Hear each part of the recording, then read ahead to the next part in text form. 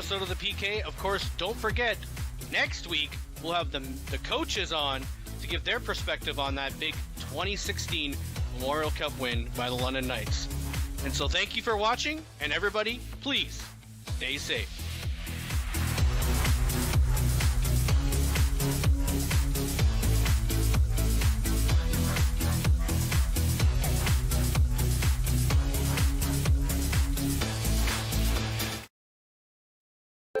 Call the Rogers TV viewer response line, email us, or connect with us on social media.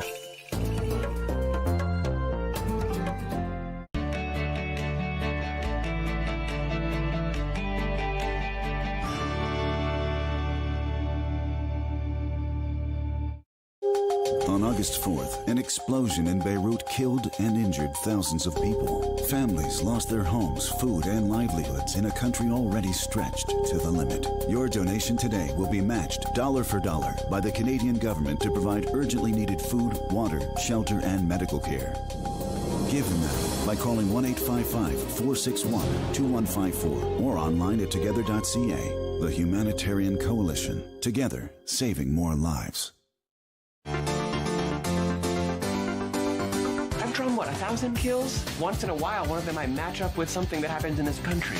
We need to call the cops. And tell them what? That it's a killer running around recreating murders from my comics? I heard about your mother, Jack. I'm sorry. I don't remember anything. Everyone lets everyone down at some point. How you come back from that, that's romance.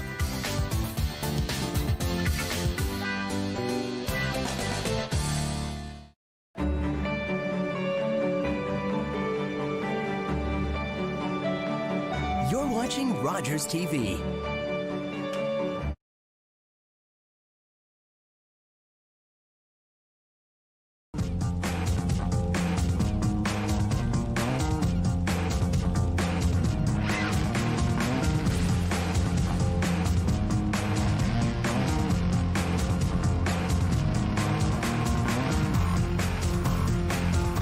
And welcome to London, Ontario for the Legacy Classic between the London Majors and the Guelph Royals.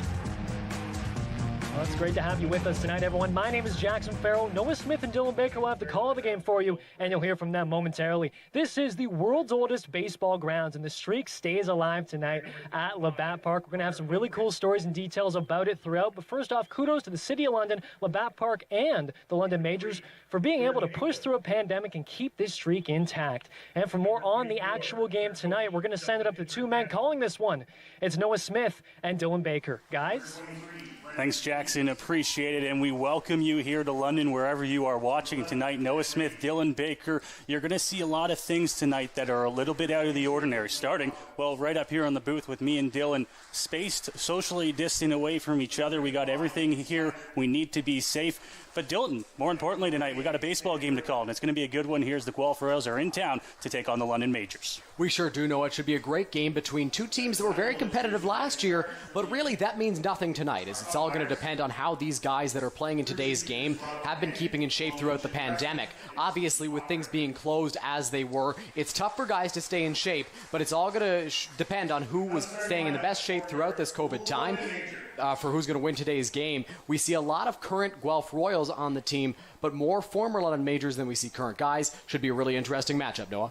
Absolutely, and for a game like this, Dylan, it's not really a matter of who wins and who loses. Both the Guelph Royals and the London Majors know that coming into this game, they're here for essentially one reason, not only to have a little bit of fun and to put on this show for all the fans, whether they're the few here watching tonight or they're the ones watching online and on Rogers TV throughout this country. They're here to try and keep this streak alive, and that's what they're going to try to do tonight. A long history of baseball here at the grounds of Labatt Park. As Jackson mentioned there in his pregame, we're going to tell lots of stories tonight about Labatt Park, where it's come from, some of the games and some of the players that have played here, Dylan, and it's going to start and end with the 9 guys on either side as well. It definitely will, Noah. I'm sure there will be stories made tonight as we celebrate 143, now 144 years of continuous use at Labatt Park. The goal of this game, as you mentioned, is to continue the record. It's, of course, a Guinness World Record, and the goal here tonight is not to win or lose this game. It has no impact on standings or team history, but to keep the streak alive.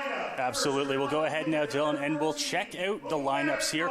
First, for the Guelph Royals on the road here tonight to take on the London Majors. You're going to see some familiar faces in the lineup here, Dylan, for the Guelph Royals, starting off with Andy leader Connor Morrow and Josh Garton, the first three in line there, and of course a familiar name, Sean Riley, the designated hitter, batting fourth for the Guelph Royals. Jeff McLeod, Darren Shred, Matt Pilarchuk, Drew Herter, and Brian Sewell will round out the lineup here for Guelph on the road. Yeah, they will, Noah. And a few guys that I want to take a look at are Josh Garton and Sean Riley.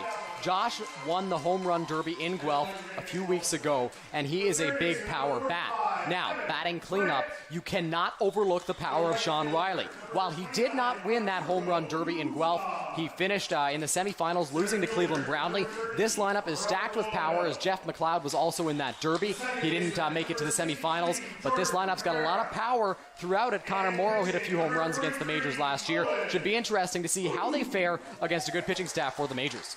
Absolutely. One of the things that we're going to notice almost right away for the Guelph Royals in comparison to the London Majors is how many guys on their lineup were there last year. Here's a look at the London Majors starting lineup there. Humberto Ruiz, former Major, is going to lead things off there. Carlos Arteaga, and then right there, you're going to see Cleveland Brownlee, of course, the biggest name in Major right there.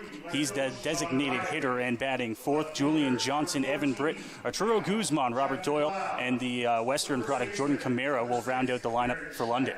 Yeah, starting off right at the top, Humberto Ruiz was a great on-base guy in his time with the Majors when he was with the team. Of course, he wasn't with the squad last year. I believe his last year was in 2017 or 2018. Ruiz is a great guy to have at the top of your lineup to get on base. Batting fourth and fifth, Cleveland Brownlee and Julian Johnson. Cleveland is a guy who's been doing it with the Majors in the IBL for a long time. One of the better home run hitters in the league. And Johnson is my dark horse for a power bat as he hit some missiles in batting practice. Absolutely. We'll keep an eye on those lineups there and the London Majors. Of course, we talked to manager Roop Chanardat before the game, Dylan, and he mentioned that he's going to be treating this like a regular game as far as the lineups go. But without further ado, we'll send it down to field level for the anthems. Our home and native land, to patron love, in all of us command. With glowing hearts we freely ride the true north, strong and free. From far and wide, oh Canada, we stand on guard for thee. God keep our land glorious and free.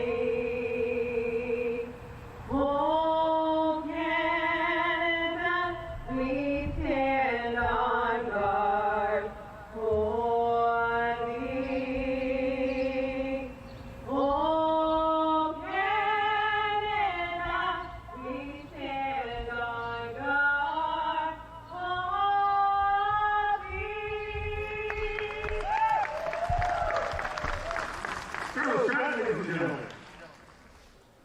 So the anthem's complete there, and here is a look at the starting defense there for the London Majors. Ruiz, Doyle, and Guzman across the outfield there, as you see on your screen, Dylan.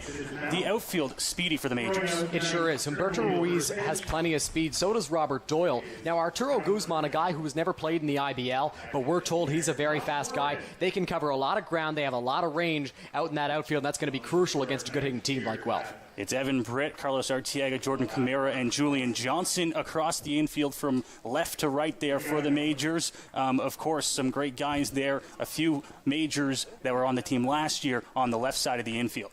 Yeah, two familiar faces on the left side, and Carlos Arteaga and Evan Britt. Two guys that we saw at those positions last year. They played them well, good defensive infielders, and good with the bat as well. Carlos sitting at the top of the lineup.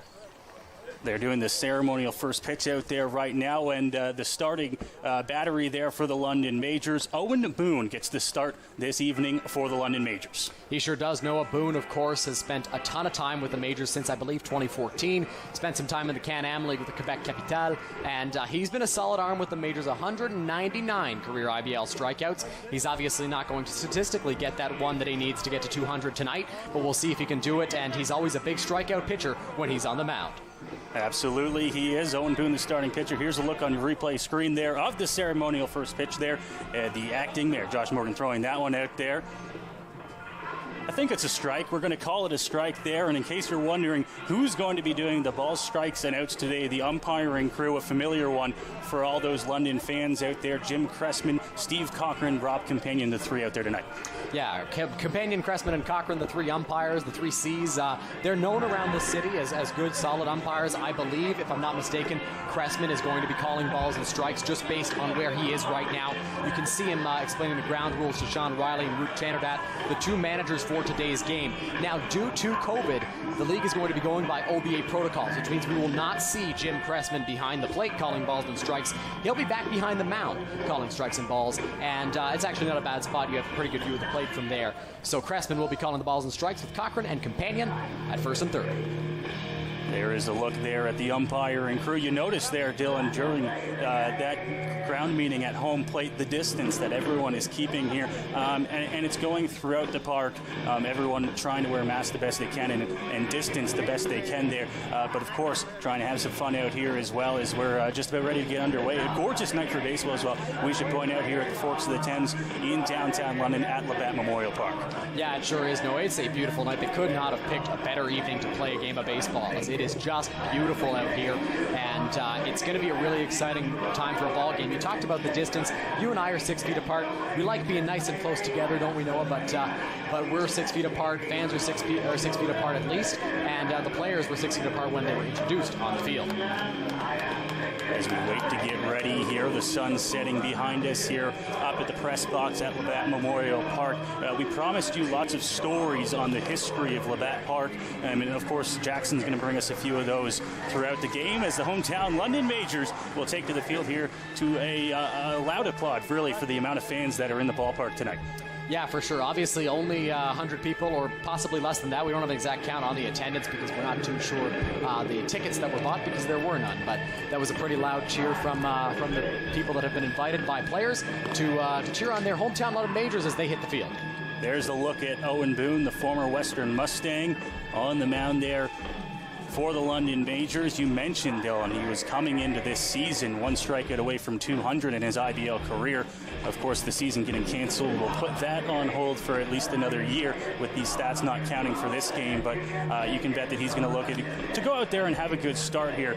He hasn't worked a whole lot this summer. He's been training a little bit. A few innings for Owen Boone is probably to be expected. Yeah, for sure. And I talked to Roop Channerdat, Brent Wales. At best, they'd like to get 4, maybe 5 innings out of Owen Boone tonight, but that might be a stretch. Boone is one of the most dependable starting pitchers the Majors have had in recent years. He's been back year after year, and he's been putting on solid performances for the team.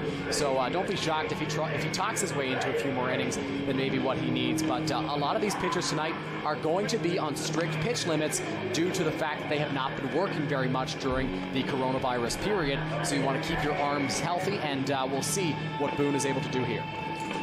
The look there at Owen Boone, and of course the Majors, for those of you not familiar with this London team, known for the pinstripes. Still, no surprise they go with him here in this Legacy Classic game, the throwdown, and we are just about set ready for baseball here on this gorgeous Friday night. Yeah, of course, the Majors have their pinstripe jerseys. You touched on it there. They're known for them, and why go to anything else? As Andy Leader steps into the batter's box, he'll be looking to lead things off for the Guelph Royals. So Andy Leader into that right-handed batter's box, and Owen Boone toes the rubber here. Jim Cressman standing behind him to call the balls and strikes. And the first pitch as we are underway, swung on and missed there by Leader. Now, the lineup cards from today's game are going to be going to the Canadian Baseball Hall of Fame, as it is a momentous event between the Majors and the Royals. Boone ready to go here. Looks in for the sign and the throw to the plate. That one is well swung on, miss, and a quick 0-2 count here on the leadoff man for the Royals. Now, you might not recognize Leader in a Royals uniform, but he's been around the league for a long time. We'll see if Boone's got a book on him as he's thrown 2 fastballs high. The 0-2 pitch here. Boone looking for the first out of the ball game. This one popped up straight in the air there. Back to get it, and the first out of the ball game here will be recorded as a pop out to the catcher. Yeah, Derek Strakowski back there behind the plate. You see it on your replay here. Boone goes up high again, and leader chases one more time. Clearly, they're trying to go up, and Strakowski hasn't been in the lineup since 2014, but he did a good job of tracking that fly ball for the first out of the ball game. So 1 out here to lead off the top of the first inning for Owen Boone, and a quick out at that, which will help his pitch count if he can work the way he has. Connor Morrow now steps in, another right-handed bat here for the Royals. First pitch from Boone to the plate. That one's going to bounce away, and Boone will look for a new ball. Now, Connor Morrow was a Barry Baycat last season, and if I'm not mistaken, Noah, on Canada Day when he was here, he hit a home run against the London Majors. He's got good power for a shortstop, and you can see him using a blue bat, Royals themed, for today's game. Yeah, last season in the IBL, 40 games played, 4 home runs, 24 runs batted in. Pitch to the plate there, that one's going to miss, and it's a quick 2-0 count here to Connor Morrow. Morrow looking to get his first unofficial hit in a Guelph Royals uniform. Was coming over for this season and had signed, but COVID shut things down. 2-0 delivery. Boone misses up high, and it's going to work the count to 3-0 here. You know, I wondered if they had a book on Andy Leader, but it looks like to me Owen Boone is just missing high right now. I don't think he's intending to throw 6 straight pitches up in the zone, and we'll see if he can hone his command here as the game goes on. Pitch ready here from Boone, looking to try and work his way back into the count. He does there as that one's on the outer part of the plate, and a called strike there from Jim Crespin. Now, Noah, you can speak to this a little bit more as a pitcher. Crespin's known to have a bit of a pitcher-friendly strike zone. Absolutely.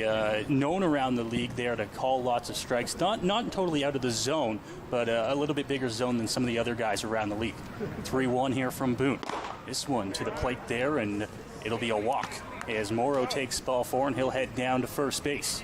Now, again, we see Boone go high on Connor Morrow. It looks like he's just missing up right now. As a pitcher, Noah, how do you lower your sights, I guess, and throw pitches in the strike zone if you're missing high? Well, it's tough. You don't want to try and adjust too much as a pitcher, because when you try to adjust and you may try to change your release point there to get the ball lower in the zone, you're going to end up missing even more to the opposite way. So for Boone, it's all about just the little adjustments right here. For sure, as Josh Garden steps to the plate, the Guelph Royals Home Run Derby champion. Boone checks on the runner at 1, comes to the plate here. Big swing there from Garden. Right through it, it's an 0-1 count.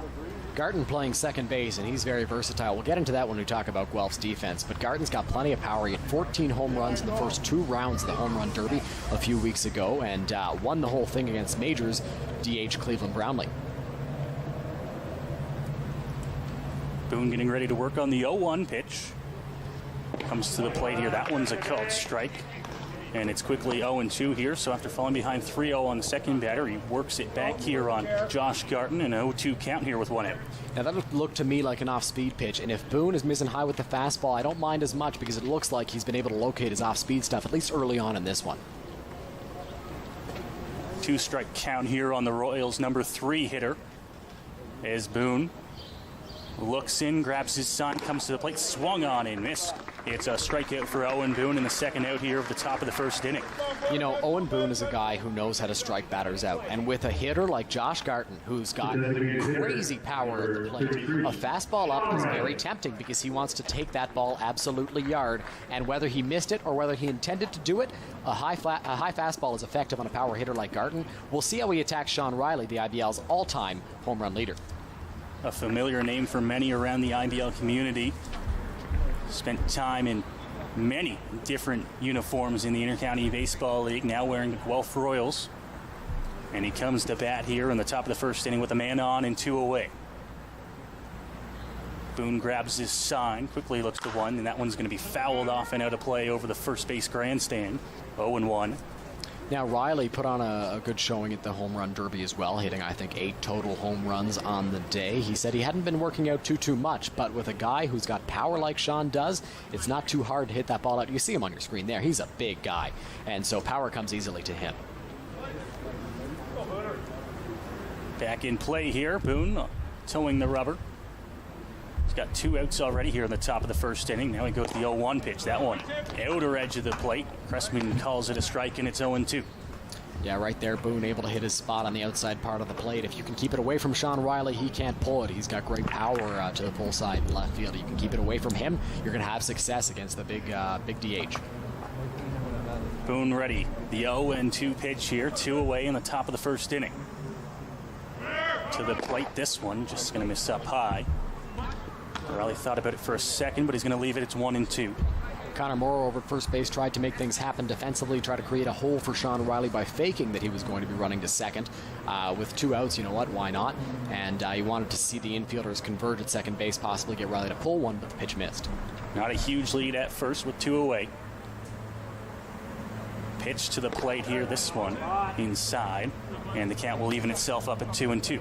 If you're going to miss inside on Sean Riley, you better not miss inside in the strike zone, so that's a good spot to miss. I'm interested to see how Carlos Arteaga and Jordan Camara communicate tonight. Different tandem up the middle between the two of them, and it'll be something to watch for throughout the game. Riley awaits the 2-2 pitch. Boone checks and gets ready to the plate here. This one popped up. Shortstop Arteaga will make the grab, and that'll do it for the top of the first inning. As the Royals grab a base runner, they'll leave him at first, and we'll go to the bottom of the one, still tied at 0. Yeah, and I mean, I don't think you could have asked for a better first inning from Owen Boone. Maybe, finding that fastball command earlier would have been nice, but he walks Connor Morrow, gets him on base, but he's able to work out of a jam there. He's looked effective so far. 2 pop-outs and a strikeout. He's looked really, really good as we take a look at the defense now for the Guelph Royals. So the Royals head to the field here, and across the outfield, left to right, McLeod, Leader, and Sewell. Some speed out there as well in center. You mentioned Andy Leader at the top of the lineup. He'll be in center field. Yeah, and there was some thought that Josh Garton might be playing center field, but with Leader being the starting center fielder for the Kitchener Panthers, usually, why not put him out there? He's used to it out there. And Jeff McLeod in left field as well. They got some decent speed out in the outfield. Moving over to the infield here, Pilarchuk, Morrow, Garton, and Darren Shred will be the man on first base here. A familiar infield here for the Guelph Royals. Yeah, for sure. Josh Garton at second base, Matt Pilarchuk at third. That's something that we saw a few times from Guelph last season. Now, the 2 new guys, both coming from Barrie, Connor Morrow at shortstop and Darren Shred at first base. Both were acquired in separate deals this offseason, and they were excited to get going this year. Their first in Guelph. Shred also doubles on the mound, but he's starting at first base in this one. And moving over to the man on the mound for this game, Evan Kaiser will be the man towing the rubber here for the Guelph Royals, with Drew Herder behind the plate there, calling the pitches. You really wanted to touch on Evan Kaiser here for Guelph. What a fantastic young arm. Yeah, for sure. Evan Kaiser is a great young arm for the Guelph Royals. Pitches at the University of Guelph, has been throwing throughout the offseason, and I'm told by sources around the Royals that he is in midseason form. He's touching 94, 95 on the gun, and we'll see what the Majors bats can do, because obviously it's going to be tough depending on the activity that they've had this offseason and during the pandemic, how they adjust to the high velocity of Evan Kaiser. And if I'm not mistaken, Noah, he is a 2021 draft eligible prospect. Absolutely he is, so watch for him in that 2021 MLB draft. A strong Canadian prospect here, and we get to see him in this legacy game pitching for the Guelph Royals. And with that, we'll welcome to the plate here Humberto Ruiz to lead things off for the London Majors. Now, Humberto Ruiz wasn't with the team last year, but for Majors fans, he is a sight that is recognizable. He was with the team for several years, very involved in the community. Good to see Humberto back in the pinstripes, at least for one game. So the Majors left fielder in this ball game, set to lead things off here against Evan Kaiser. Pitch to the plate called strike 1. And he gets ahead of the leadoff man. Not surprised to see Ruiz squared a bunt there. He's got plenty of speed, and he knew that pitch had the possibility of being called a strike, shaking his head at Jim Cressman when he made the call. Ready to go here on the 0-1 pitch. He hits this one over to right field, and it's going to be in for a base hit. Humberto Ruiz, the leadoff single for London. Humberto Ruiz with the first hit of the Legacy Classic. Looked like he might have been a little bit behind on this pitch, not too sure what to expect, but got it off the end of the bat and just got it past Josh Garton into right field. Looked like maybe a slider that got away from Ruiz, but he was able to get it with the end of the bat and got on base for the number 2 hitter in Carlos Arteaga. So Arteaga comes to the plate here. Fixture in the Majors lineup, of course, joined the team late last season, but when he did join, he was a force to be reckoned with. He made quite the impact in a short time with the Majors last year, hitting well over 300. Kaiser checks one, quickly squaring around there, but pulling back, called strike 1 on Arteaga. Don't be surprised if we see a bit of small ball from the majors. It's something manager Rup Chanadad likes to use. It's a big part of his managerial game. We see Max Escrogan, the third base coach, Brent Wales over at first base for today's game, and we'll see what the majors look to employ. Don't be surprised if there's a lot of base stealing and bunts. 0-1 here. Ruiz looking at one, but the pitch is going to be inside here, and the count will even up at 1-1. For Carlos Arteaga, with the majors since 2016, of course, the former Fanshawe Falcon as well. It's where he played his college ball here in London. Yeah, and for Carlos, natural transition from Fanshawe to the IBL. It's one that we see a lot of people make, and he had a career-high 16 RBI in less games last season. A career 296 hitter in the IBL, always hits for average. That pitch inside. Arteaga will take that one, and count will move in his favor now. 2 balls and a strike. Interested to see what the majors do here in a hitter's count for Arteaga. Do they still want to employ a little bit of small ball, or are they going to let him swing away, try and hit one of the gaps? The outfield is very shallow. Ruiz a few steps off at one. He breaks to second. Arteaga grounds one, but it's going to go foul just off to the third base side there. Interesting to see Ruiz on the move here early on. Yeah, and it looked like a hit and run right there, and why not? I mean, Carlos is a great contact guy. He's not often going to swing and miss at pitches, so he was able to make contact right there. Unfortunately, couldn't keep it fair, but hit and runs, stolen bases, bunts, we'll see a lot of them in today's game. Yeah, it's one thing that you look at this one-off exhibition game, the Legacy Classic. They're not treating it like an all-star game of sorts or anything like that, as Rup Chanadad mentioned when we talked to him pregame. He's going to approach this like any other game. Ruiz takes off again, as that one to the backstop fouled off there by Arteaga. Now, we talked about in our opening here that it's not really about who wins and who loses, but you still got that competitive aspect to the game. You still want to win the Legacy Classic at Labatt Park, right? So Rup's going to try and win this game. The majors want to win this game. And I was a little surprised to see a 2-2 hit and run there, Noah. Count remains there. 2 balls, 2 strikes. On the London Majors 2 hitter, they have the leadoff man on after a Humberto Ruiz single to right field. He's on at first base. He's off once again for the 3rd straight time. This one hit on the ground, up to shortstop. Quick throw over to one, they'll get Arteaga, but Ruiz able to stay out of the double play and work his way over to second. Yeah, for sure. And Connor Morrow coming in, making a good play there. You see it on your screen here. Another hit and run, 3 straight for the majors. And Morrow was on his way to second base, which helped him make that play. He made it on the run, threw it over to first, a good play. But one of the advantages of the hit and run, if you don't get into the outfield and the runner at first cannot go all the way to third, it will, most of the time, keep you out of the double play. So Derek Strakowski will step into the plate here, left-handed bat for the majors. He himself was a little bit surprised to be batting in the 3-hole today when he saw the lineup card. He takes the first pitch on the outer part of the plate for a strike 0-1.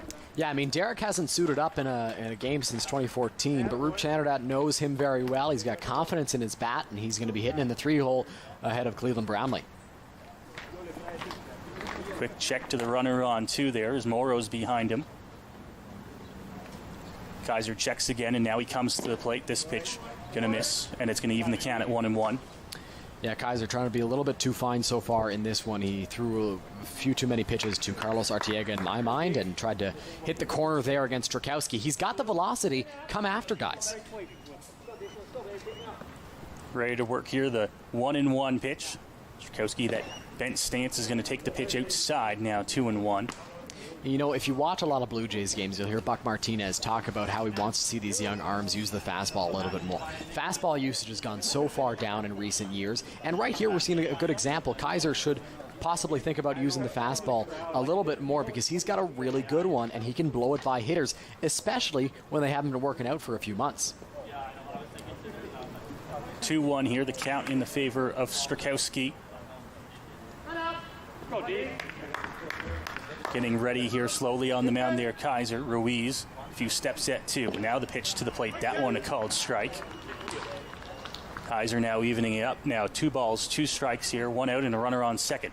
Humberto Ruiz not wasting any time trying to create havoc on the base paths. He got on base, he was running 3 times, and now he's dancing a little bit trying to distract Kaiser. Morrow watching him closely. Pitch now to the plate. He's off. That one swung on and fouled off there. You don't know, I wasn't sure if that was going to be called a foul ball or a swing and miss. It was a little bit tough to tell because if Strakowski did in fact make contact, it wasn't very solid contact. We couldn't hear it up here in the press box. Ruiz on his way to third. I mean, this is my first time seeing Humberto Ruiz. First thing I noticed, he is very fast, and if that pitch was missed by Strakowski, he's got third base stolen on that play. 2-2 once more. Strakowski ready to see the pitch from Kaiser, who's trying to get his second out of this bottom of the first inning. Runner in scoring position, pitch to the plate. This one hit on the ground to shortstop. They're picking it up on a hot throw to one, will be in time. Strakowski a ground hit, but Ruiz once again advancing 90 feet over to third base. It's a great play by Humberto Ruiz. Oftentimes when there's a ground ball to shortstop, your first instinct as a runner at second base is to stay. But right here we see it's hit slowly and Ruiz breaks immediately for third. He knows his speed, he knows how tough that play is, and he did not hesitate. He got to third base as fast as he could, and now he's just 90 feet away for Cleveland Brownlee. And the big man, Cleveland Brownlee, comes to a big applause to the plate in the bottom of the first inning, and he's got himself an RBI opportunity early on here in this ball game. Cleveland a great fastball hitter, and Kaiser does throw it hard, but Cleveland can hit it, and hopefully, I mean, Ruiz just 90 feet away, a ground ball up the middle easily scores him, especially with how deep the outfield is. They've got no shot. If Cleveland can get it on the ground through the infield, the Majors will have their first run on the board. Kaiser ready here to throw to the Majors slugger. First pitch, that one's going to miss, and it's a 1-0 count. Cleveland, the longest tenured Majors player. Of course, their home run king and a runner-up in the Guelph Derby. Yeah, he came oh so close, just one home run short of beating Josh Garton in that home run derby. 1-0 pitch. This one hit on the ground. This one to short, bobbled. Long throw across the diamond, and it's off the bag. Cleveland safe to run across the score, and the Majors will strike first here. It's 1-0. A huge play there for the Majors to get on the board first in their home park. We'll see what that is scored. Now, Cleveland hit that ball on the ground. It was a tough play for Pilarczyk to make, so Morrow slid, made the stop, bobbled it a little bit, and with most runners, you wouldn't have a shot at getting Cleveland at first, but he is a little bit on the slower side, so Morrow realized he still had a play, but unfortunately for him, could not get the throw on target, and the Majors have the first run. Cleveland stands over at first there after driving that run in. Now the pitch to the plate. Strike one as that one's called on the outer edge. Julian Johnson is a guy that I'm really interested to see. In batting practice, he was hitting balls into the river behind the left field plants out there. But he's coming from Toronto a few years ago, big power bat. Pitch to the plate here. Inside, and the count will even up. Cleveland on a little bit of a stutter step over there at first base. He'll be the first one to tell you he was faster in the beginning of his career, and as you mentioned there on that ground ball, he slowed down a little bit with his age. Just a little bit, yeah. No more 15 stolen bases in a year for him. Pitch up high there from Kaiser, 2-1. Again, Kaiser trying to be a little bit too fine. Now, this could be the first time that he's seeing live hitters since all this started, but he's got to start working there. He's got to start throwing balls a little lower and more in the strike zone because he can blow it past hitters, especially when they haven't been working out for a few months. Ready here on the 2-1. This one to the plate up high again, and he's going to fall behind even more now, 3-1. Now, we've seen Boone and Kaiser both miss high. Noah, do you think that it's something to do with the added rest that they've had? Absolutely. First time stepping on a mound in a game situation, at least for both of these guys. And it's going to take probably an inning or two to really get focused up there. That pitch missing. And it's going to be ball 4 here. Julian Johnson takes the walk, and the Majors will have runners on first and second here. A pair of outs in the bottom of the first inning. Yeah, if you're the Majors right now, I wouldn't be swinging much to start unless you really have to, because Kaiser's missing all around the strike zone. He's missing high, he's missing out. He doesn't have that control just yet. Once he gets it on, then you're going to have to swing early in the counts. But for now, you got to be taking, because Kaiser has to prove to you that he's going to throw it in the strike zone. So now to the plate here, Evan Britt. Would have been his 3rd season in the London Majors uniform this year. 2018, 2019, and now this game here in 2020. To the plate, missing there, 1-0. Britt, a former Guelph Griffin. He's played for the Majors, as you mentioned, since 2018. A lot of versatility. He can catch, he can play corner infield positions, he can also play corner outfield positions. Don't be shocked if we see that versatility on full display in today's game. Kaiser now, 1-0 pitch to the plate, missing once again, and you can see him on the mound there, Dylan, a little bit frustrated with the way that things are going so far. The Majors really haven't hit a ball awfully hard yet. A few ground balls, and really manufactured that first run of the ball game. Yeah, it was great to see that they're manufacturing runs. You can't rely on the long ball, especially in the one and possibly only game that you're going to play this season. Kaiser has thrown 23 pitches in this game. Only 12 of them have been strikes. He's thrown 11 balls so far. He's got to find that command, and it could be a comfort thing with Drew Herter behind the plate. Maybe they're not used to each other, but Kaiser's got to find the zone if he wants to stay in this ball game for a long time, especially with the lower pitch counts. The efficiency is a major factor. It's going to be a major factor in today's game. 2-0 count there. You saw the mound visit to try and calm down this young starting pitcher. Royals trailing by a run early on here in this ball game. But with the bats in their lineup, I'm sure they're not worried. They're just trying to get out of this bottom of the first. Pitch to the plate. That one right back in the zone there, and it's 2-1. I wouldn't be shocked if Evan Britt had the take sign on that pitch just because of how much Kaiser has been missing. But like you mentioned, the Royals have big bats in their lineup. They're not worried about a 1-0 deficit. Ready to work here. Brownlee on second, Johnson on first as that one swung on and missed by Evan Britt. The hometown boy, former Guelph Griffin, like you mentioned here, and quite the game for him to be playing it. Yeah, for sure. I'm sure this is a big moment for him against possibly a former teammate. I didn't check that out between Kaiser and Britt, but big game for him. 2-2 now, swung on and missed. Kaiser gets the strikeout to end the bottom of the first inning, but the Majors will put up a run here on 2 hits, and they'll take a 1-0 lead into the top of the second inning. Yeah, and that was a great off-speed pitch from Evan Kaiser. It looks like he's got that pitch working so far early in this one as you see Evan Britt walk back to the dugout. Kaiser's got the fastball. If he can get the fastball and the off-speed stuff, he's going to have great success in this game. He might need to be a little bit more efficient if he wants to work a little bit longer in this one. Absolutely. It's a 1-0 lead here for the London Majors after the first inning of play. And, of course, we welcome you wherever you are listening. We'll send it now down to our man on field level, Jackson Farrow. Thanks a lot, guys. Well, in 1877, it was a truly magical year for what was at the time called Tecumseh Park. You see, the London Tecumsehs played here, the very first game here, May 3rd, 1877, against their junior team. They won 5-1. But then just 3 weeks later, on May 24th, they welcomed the Boston Red Stockings, who were the National League champions at the time. They came over, to play, and it was really incredible because they happen to be the oldest active pro baseball team right now. Isn't that interesting? Within the same month, the world's oldest baseball grounds open, and then what's now the world's oldest active baseball club played here. Pretty interesting. Also, Fred Goldsmith, who some credit as the inventor of the curveball, he pitched here in that year. And one more thing, London Tecumsehs that year, they won the International League title. And with that, they became the very first minor league pro baseball champions in North America. The fact of the matter is, guys, you cannot write the book of baseball history without including London in 1877. Back up to you guys. Awesome. Thank you, Jackson, for that insight. We're going to look forward to all those stories from Jackson throughout the ball game tonight. Of course, we talked about it off the top of the broadcast, Dylan.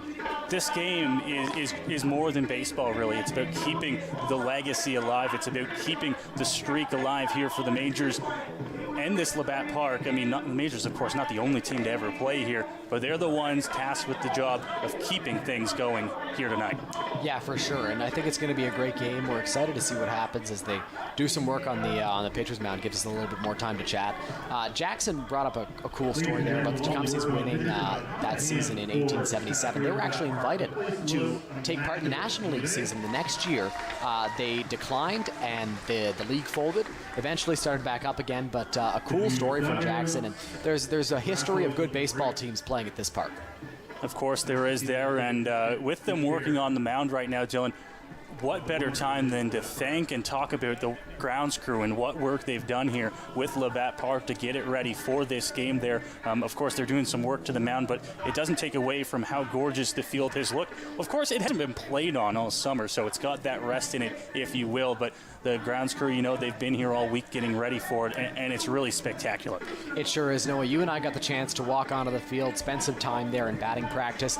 The grass is soft. Everything is feeling fantastic. And like you mentioned, they've been here working all week long to get this thing into tip-top shape. They've had no reason to really keep it looking super nice because they haven't had anybody playing on the diamonds yet this year. But you know what? They've done a fantastic job, and it's a beautiful setting on a beautiful night for a ball game. For anyone that's played on Labatt Park in the later summer months, it gets its wear and tear, but not the case here tonight as the grass is nice and lush, and we're ready to go here in the top of the second inning as the pitch is there, and it's called a strike here on Jeff McLeod, who a late jersey number switch will be wearing number 14 today. He sure will, Noah. Now, there was talk that he had lost number 14, he was going to wear 22, found 14, and he's back with his usual number for today's game. That one there as well, and Boone once again here getting ahead 0-2. He's done that a handful of times already in this ball game. Boone is doing exactly what the majors wanted to see from him, pitching efficiently and throwing strikes against these Guelph Royals hitters. 0-2, Boone to the plate. This one fought off and hit down the line. It'll stay fair.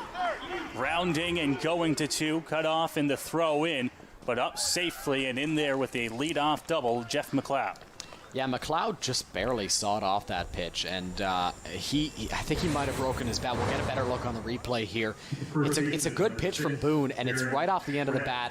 Humberto Ruiz was shading towards right field because of the pulling tendencies of Jeff McLeod, but he goes the other way on that one, just drops it in, and with how far Humberto was shading to pull, it was an easy double for Jeff. So now we get our first look at Darren Shred in the Guelph Royals uniform you mentioned, picked up in the offseason. The right-handed batter will dig in with a runner in scoring position. Nobody out here in the top of the second. Pitch to the plate. That one swung on and missed 0-1.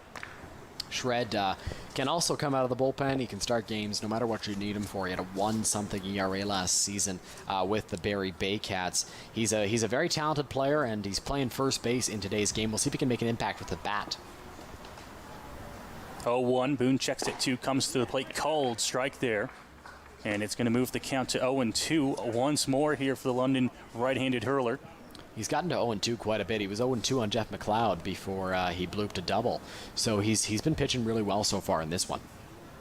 I believe it's the 4th time that Boone has gotten to 0-2 early on in this ball game. Big 0-2 pitch coming here. Comes to the plate. That one missing low.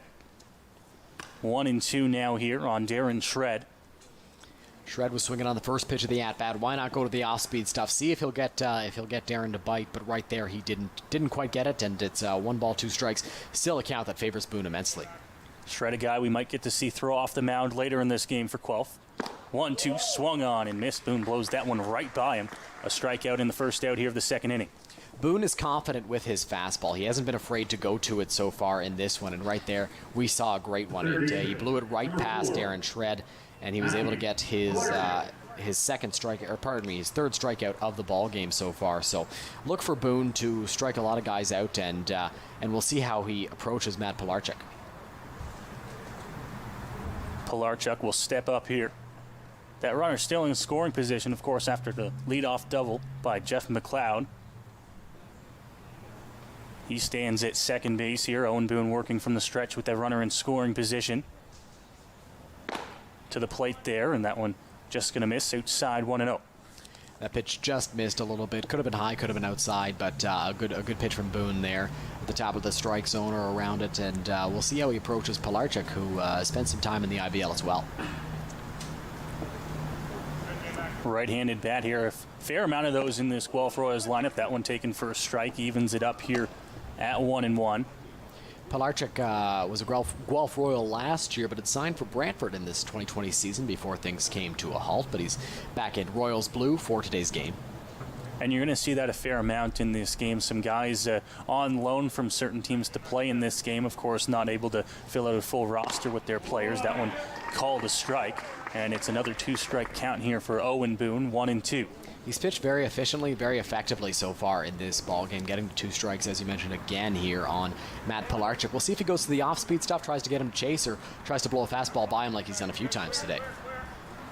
1-2 to the plate. That one swung on, missed. And it's another strikeout here, the 3rd of the game for Owen Boone.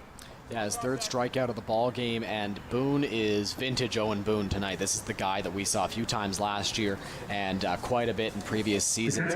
This guy is punching guys out. He's looking confident on the mound. He's got that swagger going as Drew Herter steps up to the plate. He's got 3 punch-outs in an inning and 2/3 so far. Owen Boone, one of the guys that we got to chat with during the quarantine period on our Quarantine Corner episodes, and he talked about his training as that one is going to miss their 1-0.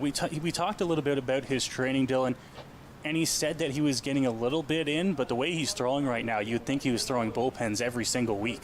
For sure. He's looked really good, and he talked about how he had been doing little things here and there, but he's looking very solid early in this one. Pitch going to miss there, and he'll fall behind 2-0 here. Royals trying not to strand the leadoff runner there on a double by McLeod. Now 2 outs here in the top of the second inning. Correct me if I'm wrong here, Noah. We've yet to see solid contact from the Royals so far in this one, as Boone has kept them guessing. McLeod's double was a little bloop down the left field line, but he's looked good so far in this one. Few pop-ups, 3 strikeouts in the game. This one to the plate, it's a strike, 2-1. Other than the double by McLeod, you're right, Dylan, which wasn't hit overly hard. He got enough on it and got it down the left field line for a double, but aside from that there, it's been a couple pop-outs and strikeouts for Owen Boone so far. Yeah, he's been keeping these guys guessing and off balance so far in this one. 2-1. Boone comes to the plate. That one swung on and missed. He's got a lot of those so far and works it to a 2-strike count, 2-2. Boone's just making good pitches tonight. He's not trying to be too fine. He knows where guys will chase, and he's been able to hit his spots throughout the first inning and 2/3. Another 2-strike count here. Now 2-2. Has to be a little bit more careful, but we'll see what he comes with on 2-2. 2-2. Boone checks at 2. Now comes to the plate. That one up and in. So we'll move it to a full count here. 3 balls, 2 strikes on Drew Herter. Herter has been with the Royals organization since 2018. Hasn't seen much action in games. Boone has missed a high and inside a few times on him. No real book, though. That's just control issues. 3-2 now. Boone to the plate. This one called strike 3, punches him out. Owen Boone, his 4th strikeout through 2 innings of work, and it's another 0 on the board there for the Royals. Majors leading 1-0.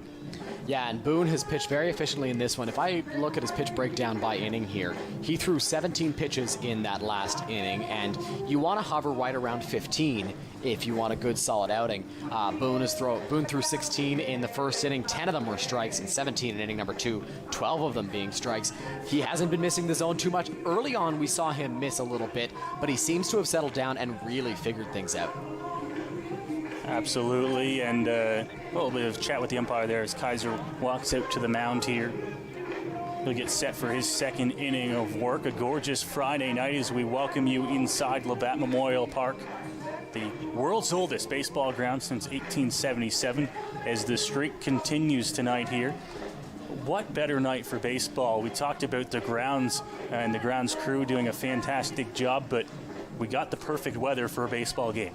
Boy, did we ever know it. It was a hot one this afternoon. You and I got here nice and early so we could get all of our things set up and get ready for this ball game. But it was hot this afternoon. It's cooled down a little bit. It's perfect temperature for a ball game. And the sun is finally setting here at Labatt Park. And boy, we talked about it a lot last year. There is no better sight than a sunset at the Forks of the Thames at Labatt Park. Absolutely. Dylan, one of the more interesting things here is we're getting late into the baseball season, really, and we're getting our first game in here. 376 days have passed since the London Majors last took the field. Of course, that unfortunate Game 5 loss down the road in Welland, but they get back out here over a year since their last game, and it's really exciting, not just for us up here, because I know me and you are super excited to be here, but for everybody, just to get to see their London Majors and the Guelph Royals back out on the field. Yeah, this has got to be awesome for Royals and Majors fans. These 2 teams were ready to go for this season if there was going to be one. There were 5 of the 8 teams, there were 2 of the 5 teams that had said that they would play if the IBL was planning on having a season. Now, of course, they did not have that season due to COVID, but Guelph Royals fans, I'm sure, are very excited. I know Majors fans are very excited. I've had conversations throughout the week on social media with people telling me how excited they are for today's ball game. It's a great opportunity for the guys to hit the field again, to continue this streak at Labatt Park. And you mentioned it, the Majors would love to win this game, since technically their last game they did lose it on the road in Welland in the playoffs. So now to the plate here, Arturo Guzman in the outfield today here for the Majors, and he'll get to lead off the bottom of the second inning. Pitch to the plate there, and it's going to be called a strike, 0-1. Now, Guzman hadn't played in the IVL yet, and we're interested to see what we get from him. We've been told he's fast, and he's got a decent bat, so we'll see what happens. 0-1, this one hit on the ground, over to second base on a hop, and an easy throw over to first. We'll get Guzman a quick first out here in the bottom of the second inning. Kaiser for 2 strikes there, and you see this one, a perfect pitch for a ground ball. It looks like a sinker on the replay there. Garten over at second base, able to make an easy play over to first. And I'm interested to see in this inning if Kaiser maybe had nerves in that first inning, and that's why he was missing the strike zone. If he can calm it down, he's a very good pitcher, and we'll see if he's able to do that in inning number 2.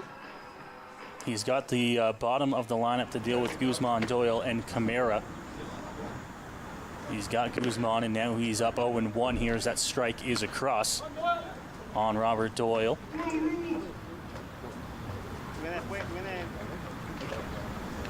Doyle here, 0-1 here. Kaiser to the plate. This one just on the outer part of the plate there, and it's going to even the count up at 1-1. Doyle not necessarily known for his bat, but he can certainly hit a laser into the gaps from here and there. Fouls that one off into the netting. Back to the screen. It's now 1-2. Of course, Doyle, another London boy here.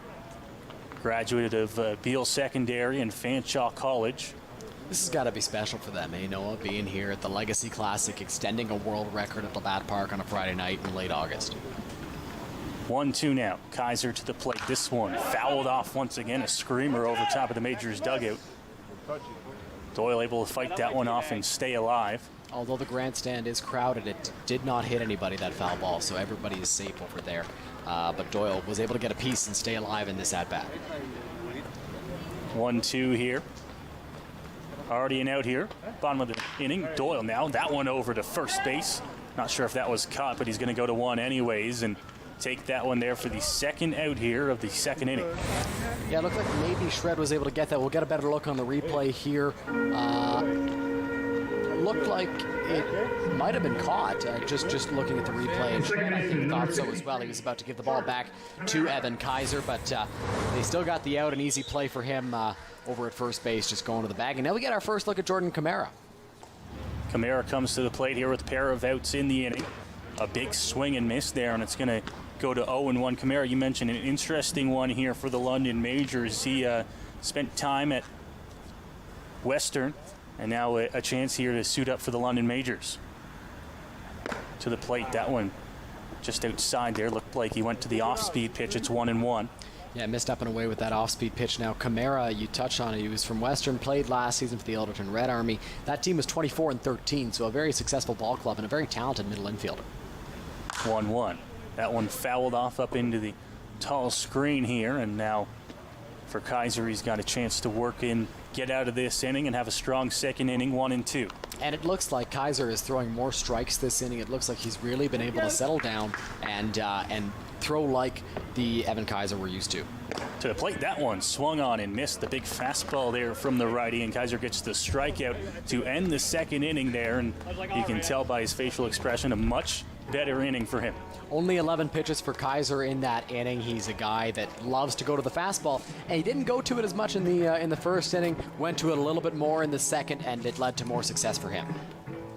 We'll send it down now as Jackson once again on field level to bring us some more Labatt Park knowledge. Thanks, guys. Well, the creation of the London Tecumseh's Baseball Club in 1868 created the need for a ballpark because in the 9 years between 1868, when the club was created, and when Tecumseh Park was created in 1877, they had to play at what is now known as Victoria Park. They also played at a little park just north of what is now Wellington and Pall Mall Streets, where there's a condo building right now. Yeah, they played there too.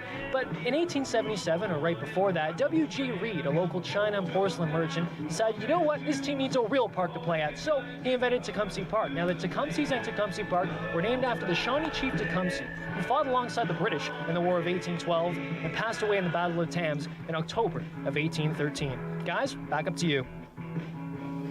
Awesome. Thank you, Jackson, for bringing us that, and just so much history here in this ballpark. Of course, Labatt Park, we should mention, it's changed locations on the same grounds in its history. Home plate actually used to be out somewhere in center field, but now it's been in this location for a long time as well, on the same grounds. And of course, this new grandstand with this glorious press box that we're in, built a little bit later on as well. Yeah, for sure. If I'm not mistaken, the park underwent some upgrades for the Canada Games in 2001, I believe, if I'm reading that correctly. But you know what? This is a beautiful park. It always has been, and it's gotten even better over recent years with, more grandstands, a press box, and some really cool pieces of history there that Jackson was just telling us about. This park has a great history, and I'm so happy that the Majors and the Royals have teamed up to keep that history up. They sure have, and we get to call this game from beautiful Labatt Park. The grandstand, of course, I should point out, older than my color commentator Dylan Baker as he sits off to my right side. That one right there and just outside, 1-0. Yeah, 4 years older than me, I believe the grandstand is, but doesn't look a day over 5. And that's a compliment if I have ever heard one. Now is falling behind Boone, 2-0 now. Boone's got to work that fastball in the strike zone a little bit more. We saw him pitch very well in the second inning. We'll see if he can replicate that fastball command here in the third. Leading things off here, Brian Sewell. That pitch called a strike. Right down Broadway, and it's 2-1. Good pitch there from Boone. 2-0. You got to wonder if Sewell's going to be swinging the 9-hitter. You're not necessarily as afraid of what he can do to you, and he came right after him with a fastball. That one up high. Boone missing, and it's now 3 balls and a strike. Boone has worked very efficiently so far in this one. Last thing you want to do if you're him is lead off this inning with a walk. We'll see how he attacks Brian Sewell on this 3-1 pitch. Working from the full wind up here. 3-1 delivery. That one going to catch it for a strike, and Sewell thought that he had ball 4, was halfway down the line.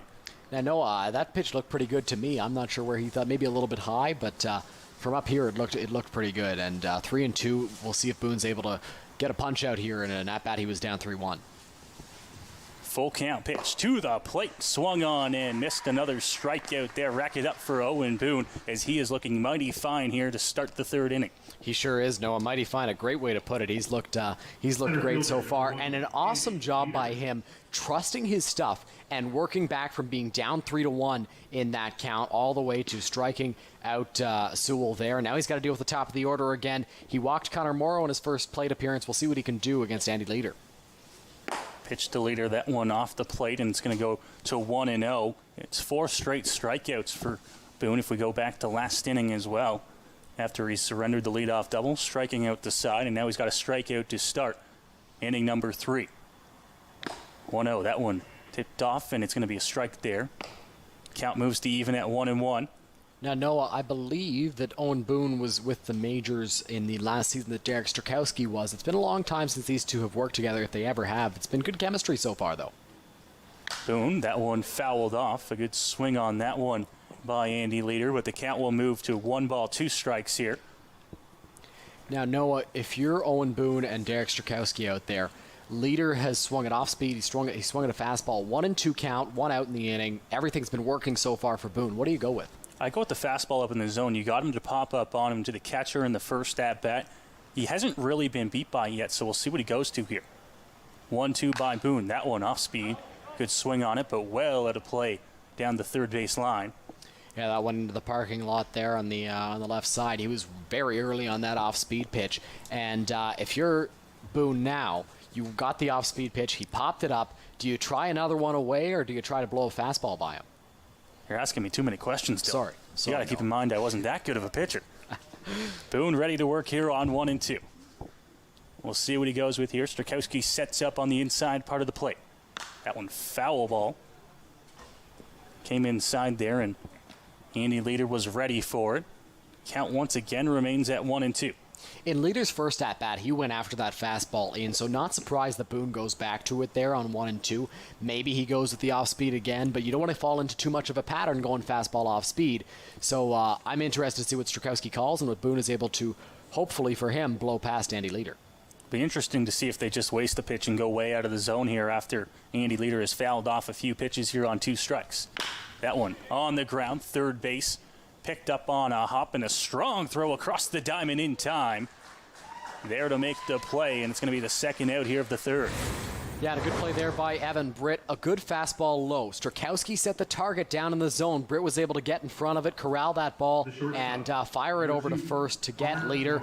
And now you got 2 outs. The number 2 hitter. He walked Morrow in his first at-bat. Great job by Julian Johnson, by the way, staying on that base. He had to do quite the stretch and make sure that he was on the bag when he caught the ball so that he could fall off when the call was made.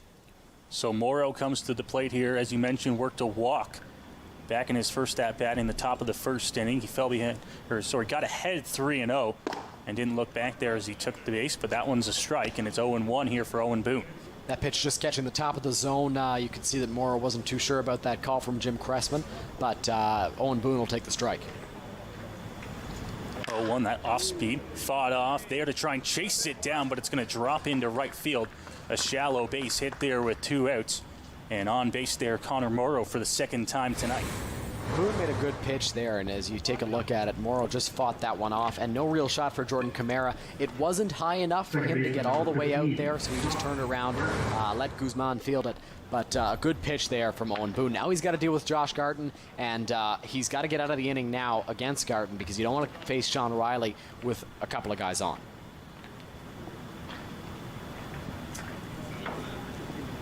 Ready and at the plate here, Josh Garton. One of the big bats here for the Guelph Royals. Batting with 2 outs. That one big swing there from the lefty. Swings right through it. It's 0-1. Yeah, it looks like those fastballs up are really tempting Garton. And Garton, I think, didn't get the recognition he deserved for his power bat until he won that Guelph Home Run Derby. Because, to be completely honest, I wasn't really aware of him being a power threat last season in my first year with the majors. But that Home Run Derby win really put him on the map. A really good power hitter. 0-1, that one popped up high in the air, converging. This one's going to be trouble, but they're in left field. And there to make the grab as the Majors will get out of a little bit of trouble there in the top of the third and keep their 1-0 lead intact. Yeah, we saw a couple of pop flies that resulted in base run on base with a little flair. He's been on base in both of his plate appearances so far. But right there, I was afraid that we were going to see a little bit of miscommunication from the Majors infield and outfield. But Humberto Ruiz, obviously that's his ball. He's shaded a little bit more towards center field against the power lefty in Josh Garton. He was able to get over and make that grab. As you get a look at the new dugouts at Labatt Park. Absolutely. There's a look inside the new dugouts. One thing that we'll touch on tonight as well. Here's a little bit of a look as well at the championships at Labatt Park here, going all the way back to 1921. The London Tecumsehs won the Michigan, Ontario title, as well as the London Army team, another team that has a very familiar name here in the London baseball history. Canadian Sandlot titles in 25, 43, and 44, as well as the London Majors winning that title in 47. An Eastern League title as well came to London in 1990 with the London Tigers, a AA franchise. And it was great baseball to see here in London back in 1990. Of course, an 05 and 06 Western win of the OUA title. Just some of the championships that have been won here at Labatt Memorial Park. Going in depth a little bit on that 1990 London Tigers Eastern League Championship, they swept the finals. It brought them their first and only Eastern League title while in London. They actually finished 3 games back in their division for that season, but rallied in the playoffs to grab the crown in the Eastern League. Some of the alumni from this team include Mike Lumley, who's a London baseball mainstay, and 12 future major leaguers, 2 of the big ones being Rusty Meacham and Rico Bronya, who was actually the first player to ever hit a home run at Coors Field in Colorado. Some talented players coming out of that team, and a really good squad in 1990. Western in 05 and 06 won back-to-back OUA championships. They won both titles over the Brock Badgers. They dominated both series. They swept them both, and we've had a bunch of sweeps here at Labatt Park. As it looks like we've got a new arm on the mound.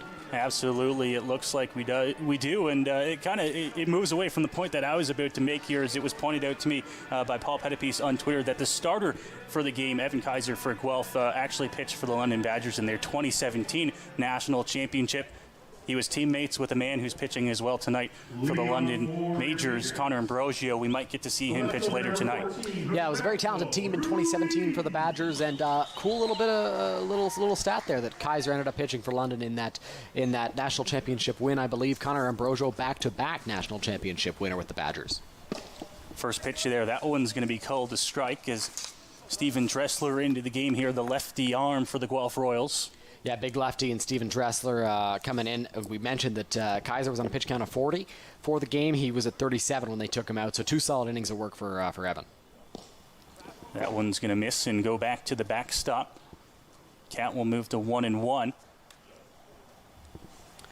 Dressler is a Burlington, Ontario native, former Burlington Bandit when they were in the IBL. He pitched for the Royals in 2019. And he was actually an instructor at the Toronto Blue Jays Super Camps. I don't know if those still go, but back when they did, I attended a few of them. There was some great teaching going on there. Dressler to the plate here. That one, check swing, he goes around. It's 1-2. Ruiz not too sure if he wanted to go after that pitch. You heard Jim Cressman there say he went around for the swing. So not a called strike from Dressler, but he got Ruiz to chase, and he'll take that as well as the count moves to 1-2 now. Dressler working here. Centered up on the rubber. It's a 1-2 pitch. To the plate, this one hit on the ground up the middle. Shortstop across, throw to 1 in time to get the speedy Ruiz. And the first out here of the bottom of the third. Great play there by Connor Morrow. You'll see it on the replay. A good pitch from Dressler. Ruiz goes after it, chops it on the ground, and Morrow recognizes the speed that Humberto Ruiz has. He has to make that play on the run, but got the out to his teammate in Barrie and now teammate in Guelph, Darren Shred. They were able to get the speedy Ruiz on that ground out.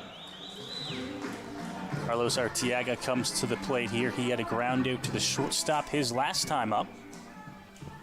We'll look to try and get on base here with 1 out in the inning. Dressler to the plate. This one right there for a strike called, and it's early 0-1. Dressler has been able to get ahead of both the batters he's faced so far. I'm not sure what the pitch count is on him, but if he can get ahead of guys, he'll be much more efficient than if he doesn't. That one way outside there as Dressler realizes he slipped on that one to the backstop, evens up at 1-1. Now he had a called strike on Ruiz in the first pitch and then threw a ball way outside on him. So we'll see if he's able to get this at-bat to play out the same way he got Humberto to ground out to shortstop, now with Carlos at the plate. 1-1. This one way outside as well. Arteaga will take that one easily. Dressler's got a little bit of an interesting delivery as well. If you don't pick it up right away out of his hand, it's tough to see. But if you can pick it up, for Arteaga especially, he's not throwing overly hard, and he can barrel something up. Yeah, for sure. For Carlos, he's just got to pick that pitch up, and he can line something into the gaps. Pitch to the plate. That one outside, called a strike, 2-2. Bit of a friendly call there for Steven Dressler. Looked to be a little bit off the plate, but Carlos has to bounce back now in a 2-strike count. You got to protect, and you got to put a ball in play to try and get on base. 2-2. Dressler ready. He's got an out already in the inning. Big leg kick to the plate. Arteaga able to fight that one off over towards the Guelph dugout. It looks like a nice play made over there as well. Yeah, and right there, if you're Carlos, that pitch is a little bit too close to take. Good job by him getting a little piece of that off the pitch from Steven Dressler. He's going to go back behind the mound and think about what he wants to throw to Carlos here on the 2-2 pitch. Ready to work here on a 2-2 count to the plate. Arteaga fights it off center field, coming into it. No able to make the grab. And Arteaga will have a base hit here with 1 out as he loops that one right back up the middle. And it's a good pitch from Dressler. Arteaga just gets under it and pops it up. Josh Garton tried his best to get to that ball. A little bit, looks like he had a little bit of a tough time tracking that. Couldn't quite get there. Andy Leader coming in from center field. Although the outfield was shallow, he wasn't quite able to get there in time, and it drops in for a base hit, something I'm sure the majors will take.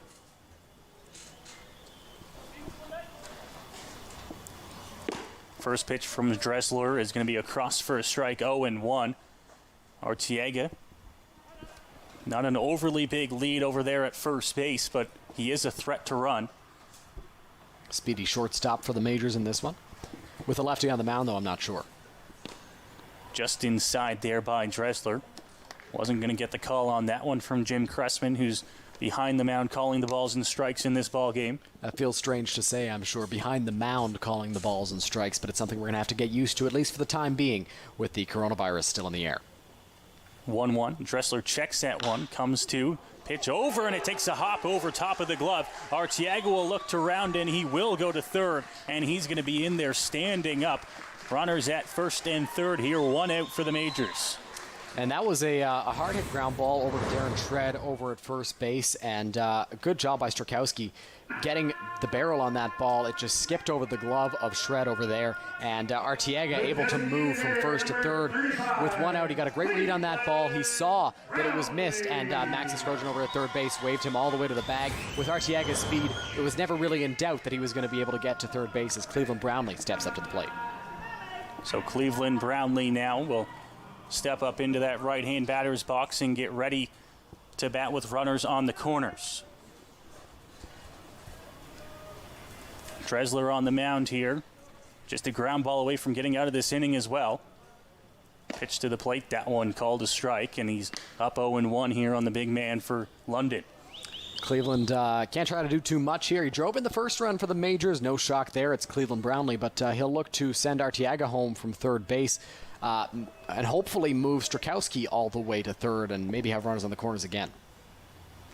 Pitch here, that one inside the left-hand batter's box, so it's going to be called a ball, and even up at 1-1. Cleveland here batting for the second time tonight. He had a base hit back in the first inning. Yeah, Cleveland got that ball through the left side of the infielder. Actually, Morrow stopped it, but couldn't get it over to first in time, and it drove in the first majors run of the ball game. Right back up the middle, Brownlee, a booming base hit, and it's going to bring in a run. Now trying to go for three. Strakowski throw right on the money tag, and he is going to be called out there. Trying to gamble and go to three, but a big booming base hit by Brownlee will bring in a second run. Yeah, Cleveland got the barrel on that ball, lined it straight back up the middle. Now the infielders are shifted to pull and push, so that middle of the field is wide open, and Brownlee's able to lace a single right there. A perfect throw from Andy Leader over to Matt Pilarczyk to get the out over at third base. Now we'll see what Julian Johnson is able to do with Cleveland over at first base. 2 outs, though. The way Brownlee hit that ball, you would think it was right down the middle. He actually had to reach for that one a bit. Now bouncing ball will go back to the backstop, and even the big man Cleveland Brownlee will be able to get the second. Yeah, you know, Cleveland is a bigger guy, but he's still able to get all the way over there. You see him getting chirped by Josh Garton, big smile on his face. He's always happy when he's able to move up a base, and we hear some extra cheers from the crowd as Cleveland moves up on that wild pitch. Even Steven Dressler on the bump is smiling. It's always fun to watch Cleveland play. He's such a entertaining and happy guy on the field. Always seems to be enjoying himself when he's playing the game of baseball. When we were making road trips last year with the majors calling games, Cleveland was one guy that would almost get cheered on the road. It was interesting to see. He's just so loved around the league. Fouled off there. Cat will move to even at 1-1. Everybody knows Cleveland Brownlee around the league. I mean, Cleveland's a guy that's been around for such a long time, and he's always so nice, whether you're a fan of the majors or a fan of somebody else around the IBL. He's always there to have a conversation with you, and he's a guy that's loved around the league. Right there, Julian Johnson was right on that pitch, just fouling it straight back at the screen.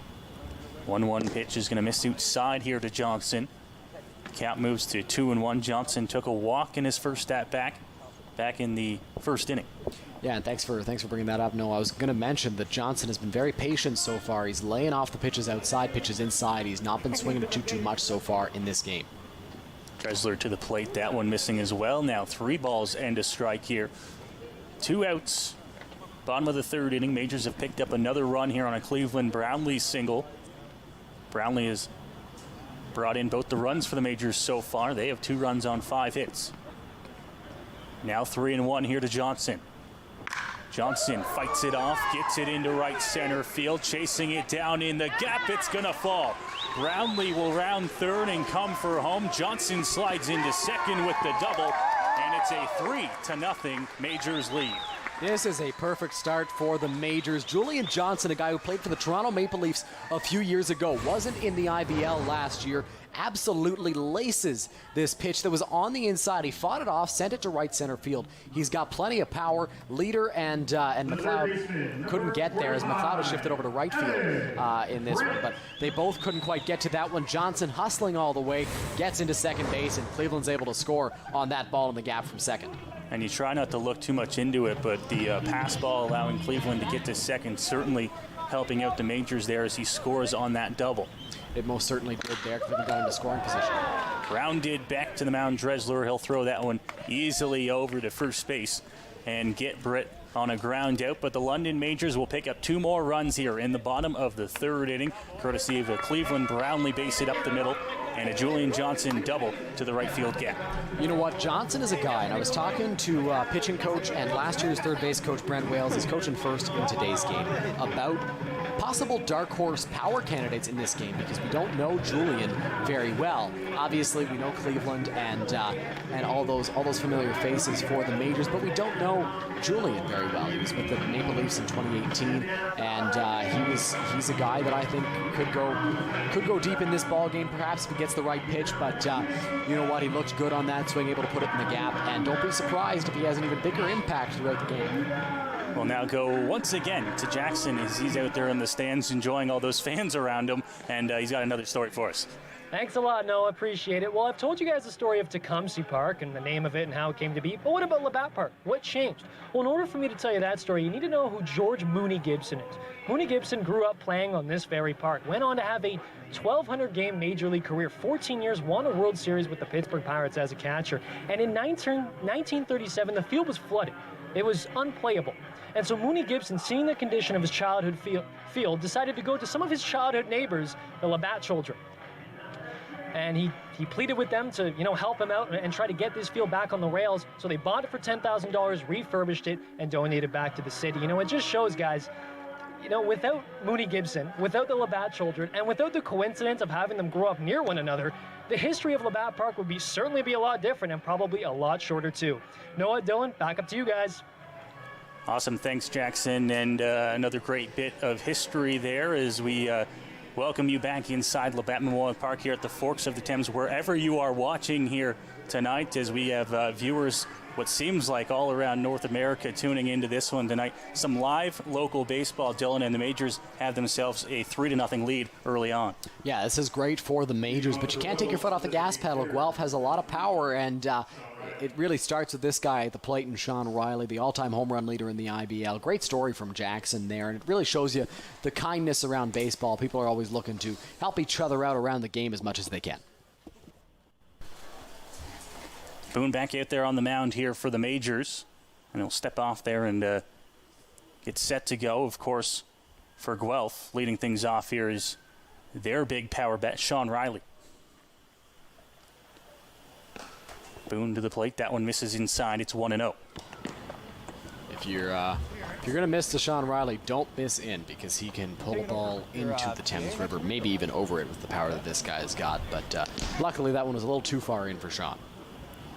Boone now 1-0. That one checked there. They're going to appeal down to first base, and Steve Cochran says that Riley went around there to strike, now 1-1.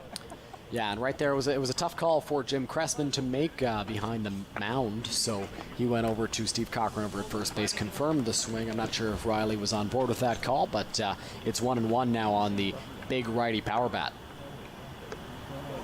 Boone looking awfully good so far. He's got a 1-1 count now on the power bat of Riley. That one chopped over to first base.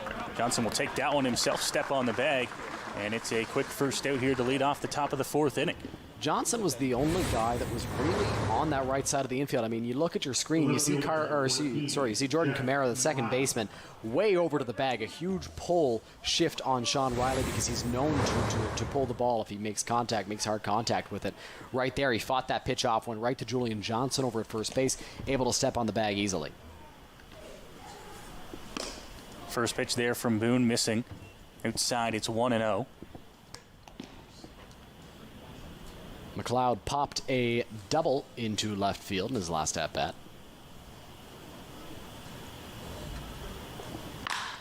That one whistled down the line, but foul.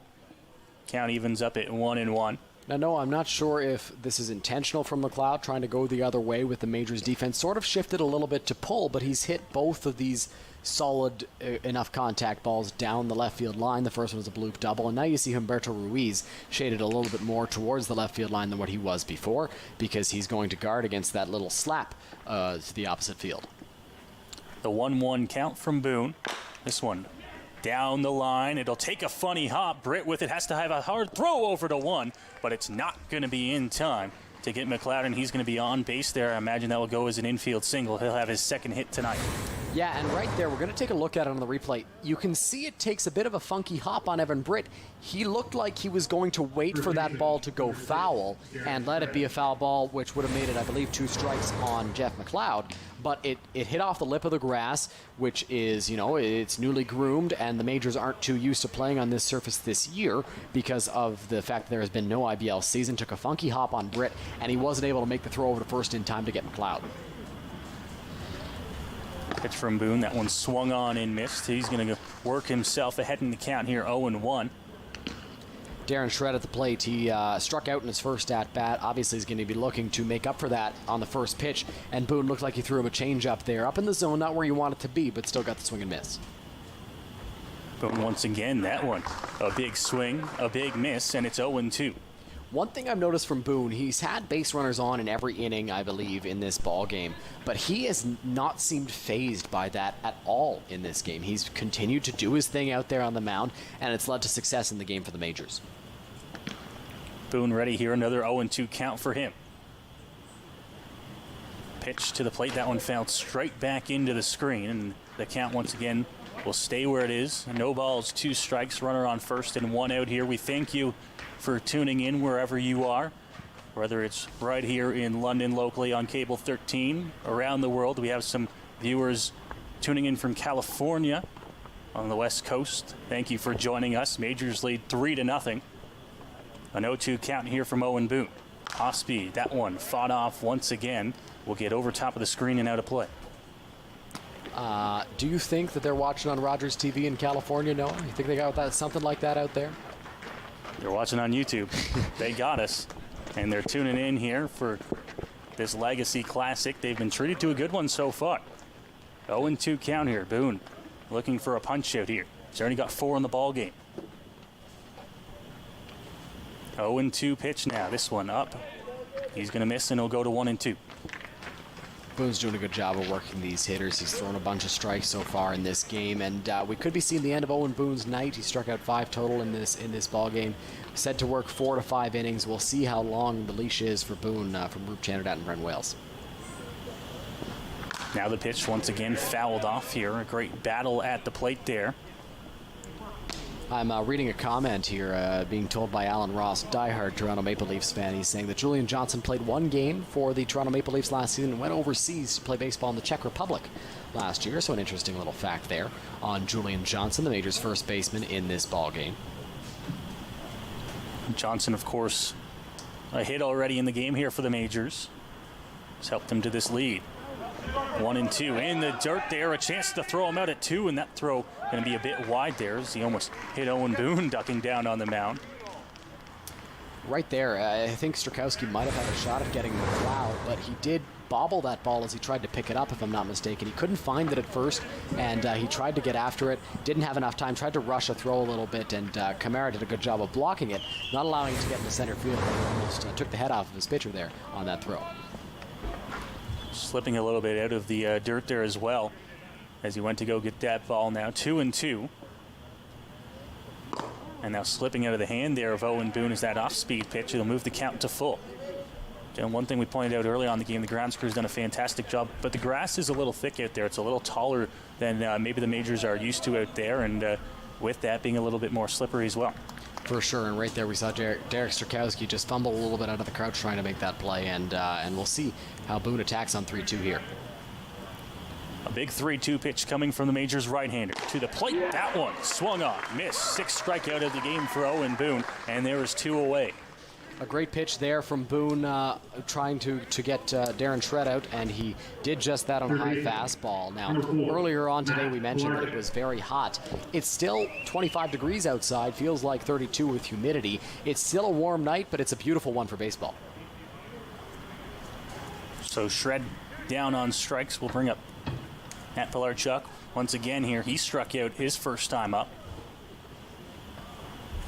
Going to look to try and come up with a base hit or at least extend the inning with 2 outs. Boone with a check to 2 comes to the plate there. Big swing and a miss, and it's 0-1. Boone has had Jeff McLeod in scoring position twice now today, and it just hasn't affected him out there on the mound. He's still doing his thing. He's still getting outs, and that's exactly what the Majors were looking for out of their starting pitcher today. No action in the Majors bullpen. We haven't seen anybody warm up yet. Boone's got 2 outs here in the 4th. That pitch called a strike by Cressman. It's now 0-2. You can see that Pilarczyk didn't exactly like that call. It was an off-speed pitch that was up in the zone, maybe a little bit above the belt, but Boone gets the benefit of the call from Jim Cressman there. He's working with a 3-0 lead. He's got confidence, and he's looked really good. And oftentimes, when you're working well on the mound, the calls tend to go your way a little bit more. The amount of 0-2 counts Owen Boone has had, he's going to get some of those closer borderline pitches. He's got an 0-2 here. To the plate, swung on, missed. Another strikeout there for Owen Boone. And he sets down the Royals here in the top of the 4th inning and maintains that 3-0 lead here for the Majors. Boone has looked very solid so far in this game for the Majors, and he's been a huge bright spot for the team so far in this one. He's been working great out of the stretch. He's been working great out of the windup, and it's been a great sight to see for the Majors. He absolutely has. We mentioned, Dylan, he might not go more than 4 or 5 innings. We didn't see anybody up in the bullpen for the Majors, so we might see Owen Boone for a 5th inning. He's working well. His pitch count is relatively low, and the Majors have him a 3-0 lead. Certainly a position that London Majors manager Root Charndet didn't think his team would be in right now. Yeah, for sure. And a lot of these guys don't know each other too well, but things have come together for them offensively. You know, we saw Cleveland Brownlee with the ground ball base hit in the 1st inning to drive in a run, and then he had another line drive single in the 3rd to drive home another, and Julian Johnson with a double. Things have worked out offensively for the Majors, and Owen Boone has looked stellar on the bump for them. Absolutely. Of course, if you're watching at home, me and Dylan, the social distance, we're doing a great job up here in the booth. Let's check out some highlights now from the game so far. If you're just tuning in and missing it, it's a Cleveland Brownlee ground ball over to 3rd. He was able to beat it out on the throw to 1. That was the first run of the ball game there, as Humberto Ruiz was able to come in and score, and then Brownlee once again here with another base hit up the middle, scoring another run. Solid contact, a hard line drive single. Leader couldn't handle it, and center field allowed Arteaga to score with ease. This was the 3rd run to come in here for the Majors, as Brownlee was able to score there on the double to the right field gap there by Julian Johnson, the former Maple Leaf who you mentioned spent some time overseas last season. Getting a chance here with the Majors in this Legacy Classic game. We thank you once again for joining us here. It's a gorgeous night for baseball, and it's a gorgeous night here to keep the streak alive. It sure is, Noah. We talked about the weather a little bit earlier. It's 25 degrees out here. Feels like 32. It's a warm evening, but it's a beautiful one for baseball. Arturo Guzman steps up for his 2nd at-bat of the ballgame. Another new arm out there as well for the Royals, and he's able to get ahead 0-1.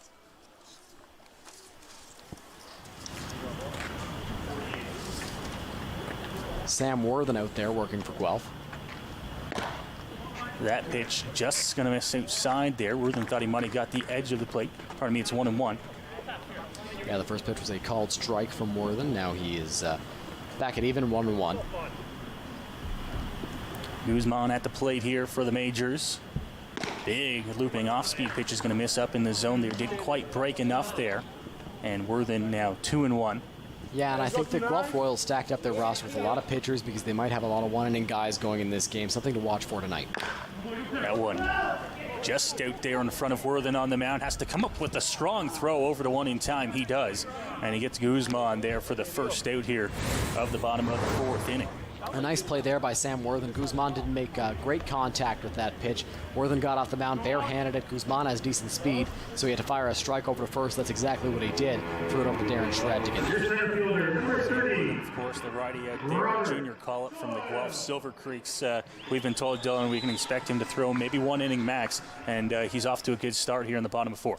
He sure is. Worthen has looked good so far in this one, making good pitches. That one curveball, though, missed a little high. Pitch here to Robert Doyle. Goes to the off-speed pitch again. He's going to miss up high. 1-0, just hasn't quite snapped that off-speed pitch the couple times he's thrown it so far. Yeah, just hasn't been able to get that in the strike zone on that big 12-6 ball. Swing and a miss there by Doyle. Count will even itself up. 1 ball, 1 strike here, and a 1 out. 4th inning of play. Worthen quickly stepping into his windup. Pitch to the plate inside, called the strike there. Doyle thought that might have been a bit in. Shakes his head but gets ready to go back and battle on 1 and 2. You can't really get too hung up on these calls. Of course, the umpire's doing their best from behind the mound, and you can't exactly argue with them either since they're so far away. Worthen to the plate. That one swung on. We're not going to say Doyle touched it, and he's going to reach first base on a strikeout. And the London Majors will have a runner on base here with one away. Yeah, and right there, Robert Doyle went after that fastball, and they're having a little chat out there on the mound. That's Noah Roberts now behind the plate for the Guelph Royals. And I think there might have been a little bit of a cross-up between the two guys there on that pitch, because it didn't look like Roberts was ready for a high fastball. Doyle swung and missed at it, but with his speed, a ball that gets all the way to the backstop is a good chance he reaches first base. Not an overly big lead, but they're going to throw over anyways to Doyle, who's back in sliding head first. For the Majors so far in the ball game, 3 runs on 6 hits. Most of those coming from the top end of the lineup. Pitch to the plate, called a strike there. Thought about swinging, and it's going to be no balls and a strike. Touched on it there. The top of the lineup has produced quite a bit here in this ball game. Of course, Humberto Ruiz got on base to start the game and scored the first Majors run, and ever since it's been good for the top of the order. Worthen to the plate. That one hit up the middle. Chance to touch it. He's going to touch 2 and not go to 1. And it'll be just the fielder's choice there in the second out of the inning. Good play there by Josh Garton. He mishandled the ball a little bit at second base, trying to pick that ball up. Wasn't too sure on that line drive. Jim Cressman did a great job of getting away from that line drive. Fell down, actually, as he tried to dodge it, but looks like he's all right, and Garton had to pick that ball up the middle. Wasn't sure if he was going to grab it, but got to the bag and was able to get Doyle on the fielder's choice. So Cressman dusts himself off there, and I'm not fully versed on my umpiring there. I believe it might have been his call as well at second base when they're working this. It's a little bit unorthodox, you know. They don't really work this because home plate umpire is usually behind home plate. So in this situation, you would have an umpire either in the middle with a runner on, but Cressman, they are able to get out of the way and make the out call. Worthen to the plate outside. 1 ball, no strikes here as gets set to work. Looked like Humberto might have made that call himself as he put his arm out, showing that it was outside, and ball 1 to the Majors left fielder. Big curveball unable to find its way into the strike zone again here. That off-speed pitch up in the zone, and a 2-0 count here on the Majors leadoff hitter Humberto Ruiz. Bats with 2 outs and a runner on first. To the plate here. Ruiz in the air. Left center field into the gap. Tough one to run down, and there to get it. A fantastic play in center field, and it will retire the side here in the bottom of the 4th inning. Yeah, great play out there in center field by Andy Leader. You see how much ground he has to cover, getting all the way over there. It looked like maybe the left fielder, Brian Sewell, was going to make that grab, but Leader got all the way over from center field to make that catch. A well-hit ball from Humberto Ruiz, just couldn't get it deep enough. Yeah, Ruiz, he got into that one a little bit, but it hung up in the air. It looked almost similar off the bat to the Johnson double that was hit to right center field. But like you mentioned, able to run it down, get it in the gap, and the catch ends the inning there. So the Majors, they get a couple base runners, but they don't get any runs there in the bottom of the 4th inning. And Dylan, we get to see Owen Boone back out to the mound there for his 5th inning of work. Yeah, and talking with Rube Chandidat, Brent Wales before the game, he wasn't necessarily on a pitch count, but they were going to see how things were going. They were going to play it by ear, or no pitch count that I was informed of, at least, as Boone takes the mound for his 5th inning of work. We'll see if he works the entire 5th inning or if he does have a hard pitch count that he's going to possibly hit in this inning. You saw the line score there up on the screen. No runs, 3 hits for the Royals. 3 runs, 6 hits for the Majors. No errors for either side so far in the ball game. For the Royals, they have had runners in scoring position as Jeff McLeod has got to second base twice so far tonight. The Royals just unable to bring him in. Yeah, and it's been tough for Guelph as they've looked to score some runs, but they've been unable to do that so far in this ball game. We now see Steve Froese over at second base taking over for Jordan Camara.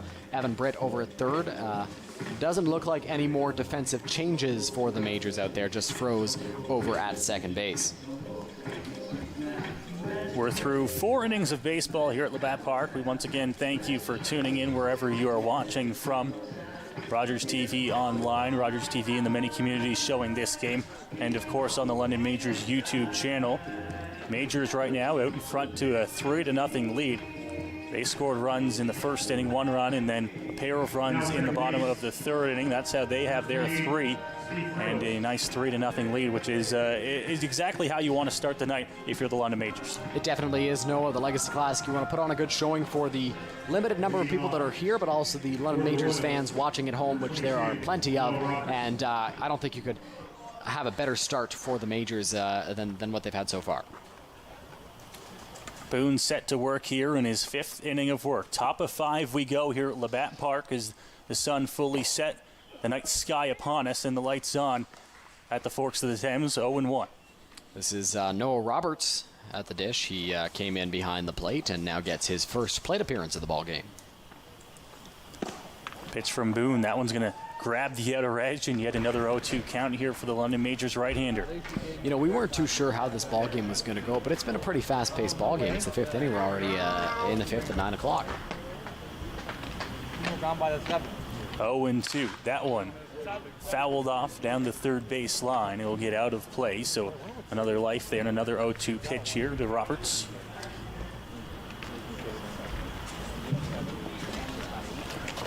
Our producer in the truck, Chris Burkle, is giving it to me right now, as we've been told Dylan Baker has just jinxed the game. Not the first time, no. I've done that a couple of times in my young broadcasting career. 0-2 once more from Boone to the plate. This one hit on the ground. Second base, couple hops, easy throw over to Johnson at 1 is in time. And there's a quick first out there for Owen Boone to start the top of 5. Now, not really knowing if Boone is on a pitch count, this is a perfect start. Gets a ground ball, rolls Roberts over on it, goes to Steve Froese, who is beardless over at second base. A little bit disappointing. Giant beard last year. Looks like that is gone, but great start to the inning for Owen Boone. Certainly a little bit disappointing as well. You mentioned there was known around the league for that last year. Owen Boone, he's got his first out here to start the top of the 5th inning. Been working well here, and now this first pitch of the at-bat is going to be fouled off out of play, and will take a nice hop into the stands and chased down by our very own Jackson Farrow. You see him on your screen there, and he's very happy holding up that ball. He got it. Does he get to keep it? That's the big question. 0-1 pitch from Boone. That one, curveball, slips out of his hand, unable to get it to snap down. Count will even up at a ball and a strike. Now, with Boone not working too much before this game, he's been working hard, I'm sure, in bullpens. Do you think it's a fatigue thing that he wasn't able to snap that breaking ball? Possibly, and you see him put it in right there, a perfect one, almost just as you say that. You're going to see fatigue. It's no question here for Boone, especially here in the 5th inning of work. A little bit longer than me personally I thought he was going to go, but he's doing well so far. Now he's got another 1-2 pitch to the plate. Hit on the ground. Johnson at 1 will take it on a couple hops. Touch first and the second out of the inning there. Quickly 2 outs, and Owen Boone looking stellar so far here for the Pinstripes. He's looked unaffected by everything that's come at him. He's not looking tired at all, and a great play over at first base by Julian Johnson.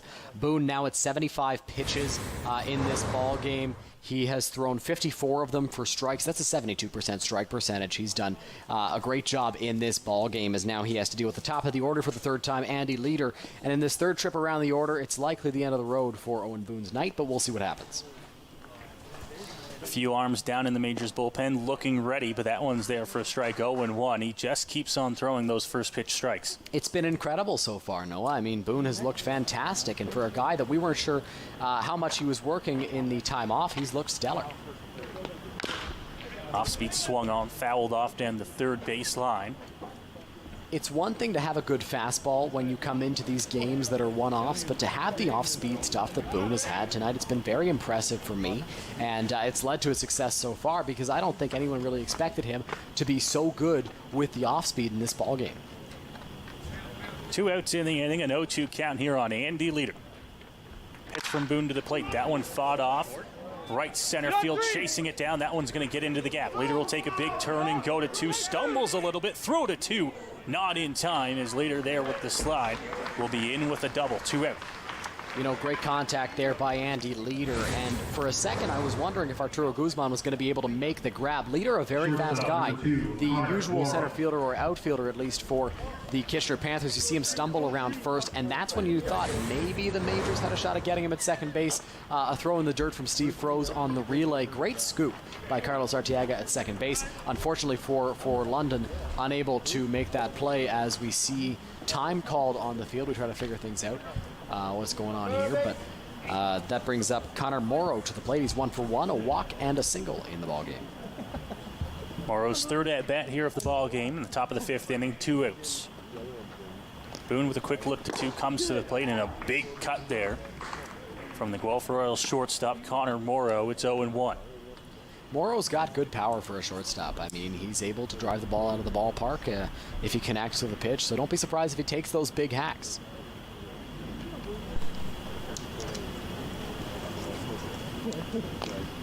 Boone getting ready here. Off speed, that one just inside. Count moves to 1-1. Frankly, a little bit surprised he didn't get that call. Looked pretty good from up here and on your screen there, but 1-1, and Boone will have to come back in this count now. Owen Boone in his stretch here with a runner on second. Pair of outs in the inning. Off speed, this one hit on the ground. Third base, but foul. Britt was over there to chase it down, but about 5 feet outside the line there, and it's a 1-2 count. This could very well be the last batter for Owen Boone in this ball game. We'll see what he attacks Morrow with in a 1-2 count, 2 outs, runner at second. I wouldn't be shocked if he goes to that high fastball, trying to tempt Morrow. It's worked for him so far in this one, so that's my pick for the pitch here. If I'm Derek Strakowski, that's what I'm calling on the Royals shortstop. It's a 1-2 count here. Boone looking to try and work out in what could possibly be his final inning this game. Pitch to the plate up high there with the fastball. Evens the count at 2-2. Misses that fastball up, and now I think we're seeing a little bit of fatigue set in on Owen Boone. He's up at 82 pitches. This is a big workload for a guy who hasn't pitched in a game, we don't believe, since last season. But we'll see if he's able to finish Morrow off and finish strong in this 5th inning. 2-2 at the plate. That one swung on, missed. A strikeout there for Owen Boone, and that is the last batter he faces. What a way to finish off the night for him. For sure. Make it 8 punch-outs for Owen Boone in this ball game.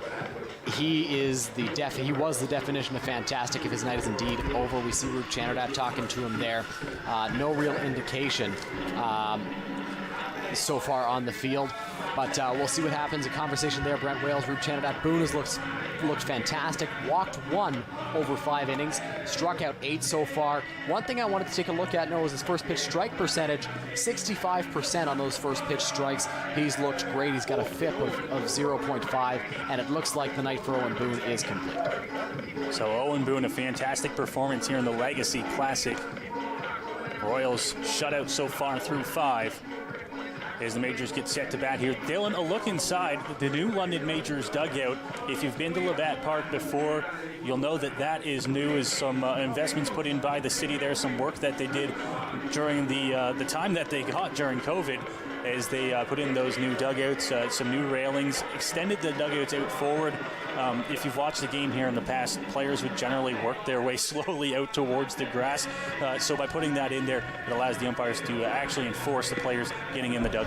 For sure. It's great for the umpires, and it's great for the Majors too. Those dugouts, they're old-fashioned, they're small, but they do the job, and having that extra added cement space there where you can sit down and watch the game behind that fence, it's huge, and it's a great spot for guys to hang out and chat. And we saw Humberto Ruiz dancing for our Rogers TV camera down there. As well, a good shot of London Majors manager Rube Channerdat, who last season surpassed his 300th career win in a Majors uniform, adding to his list of accolades. And Carlos Arteaga will get set to lead things off here in the bottom of the 5th inning. And look at that, we get to see another inning out of the young right-hander for Guelph.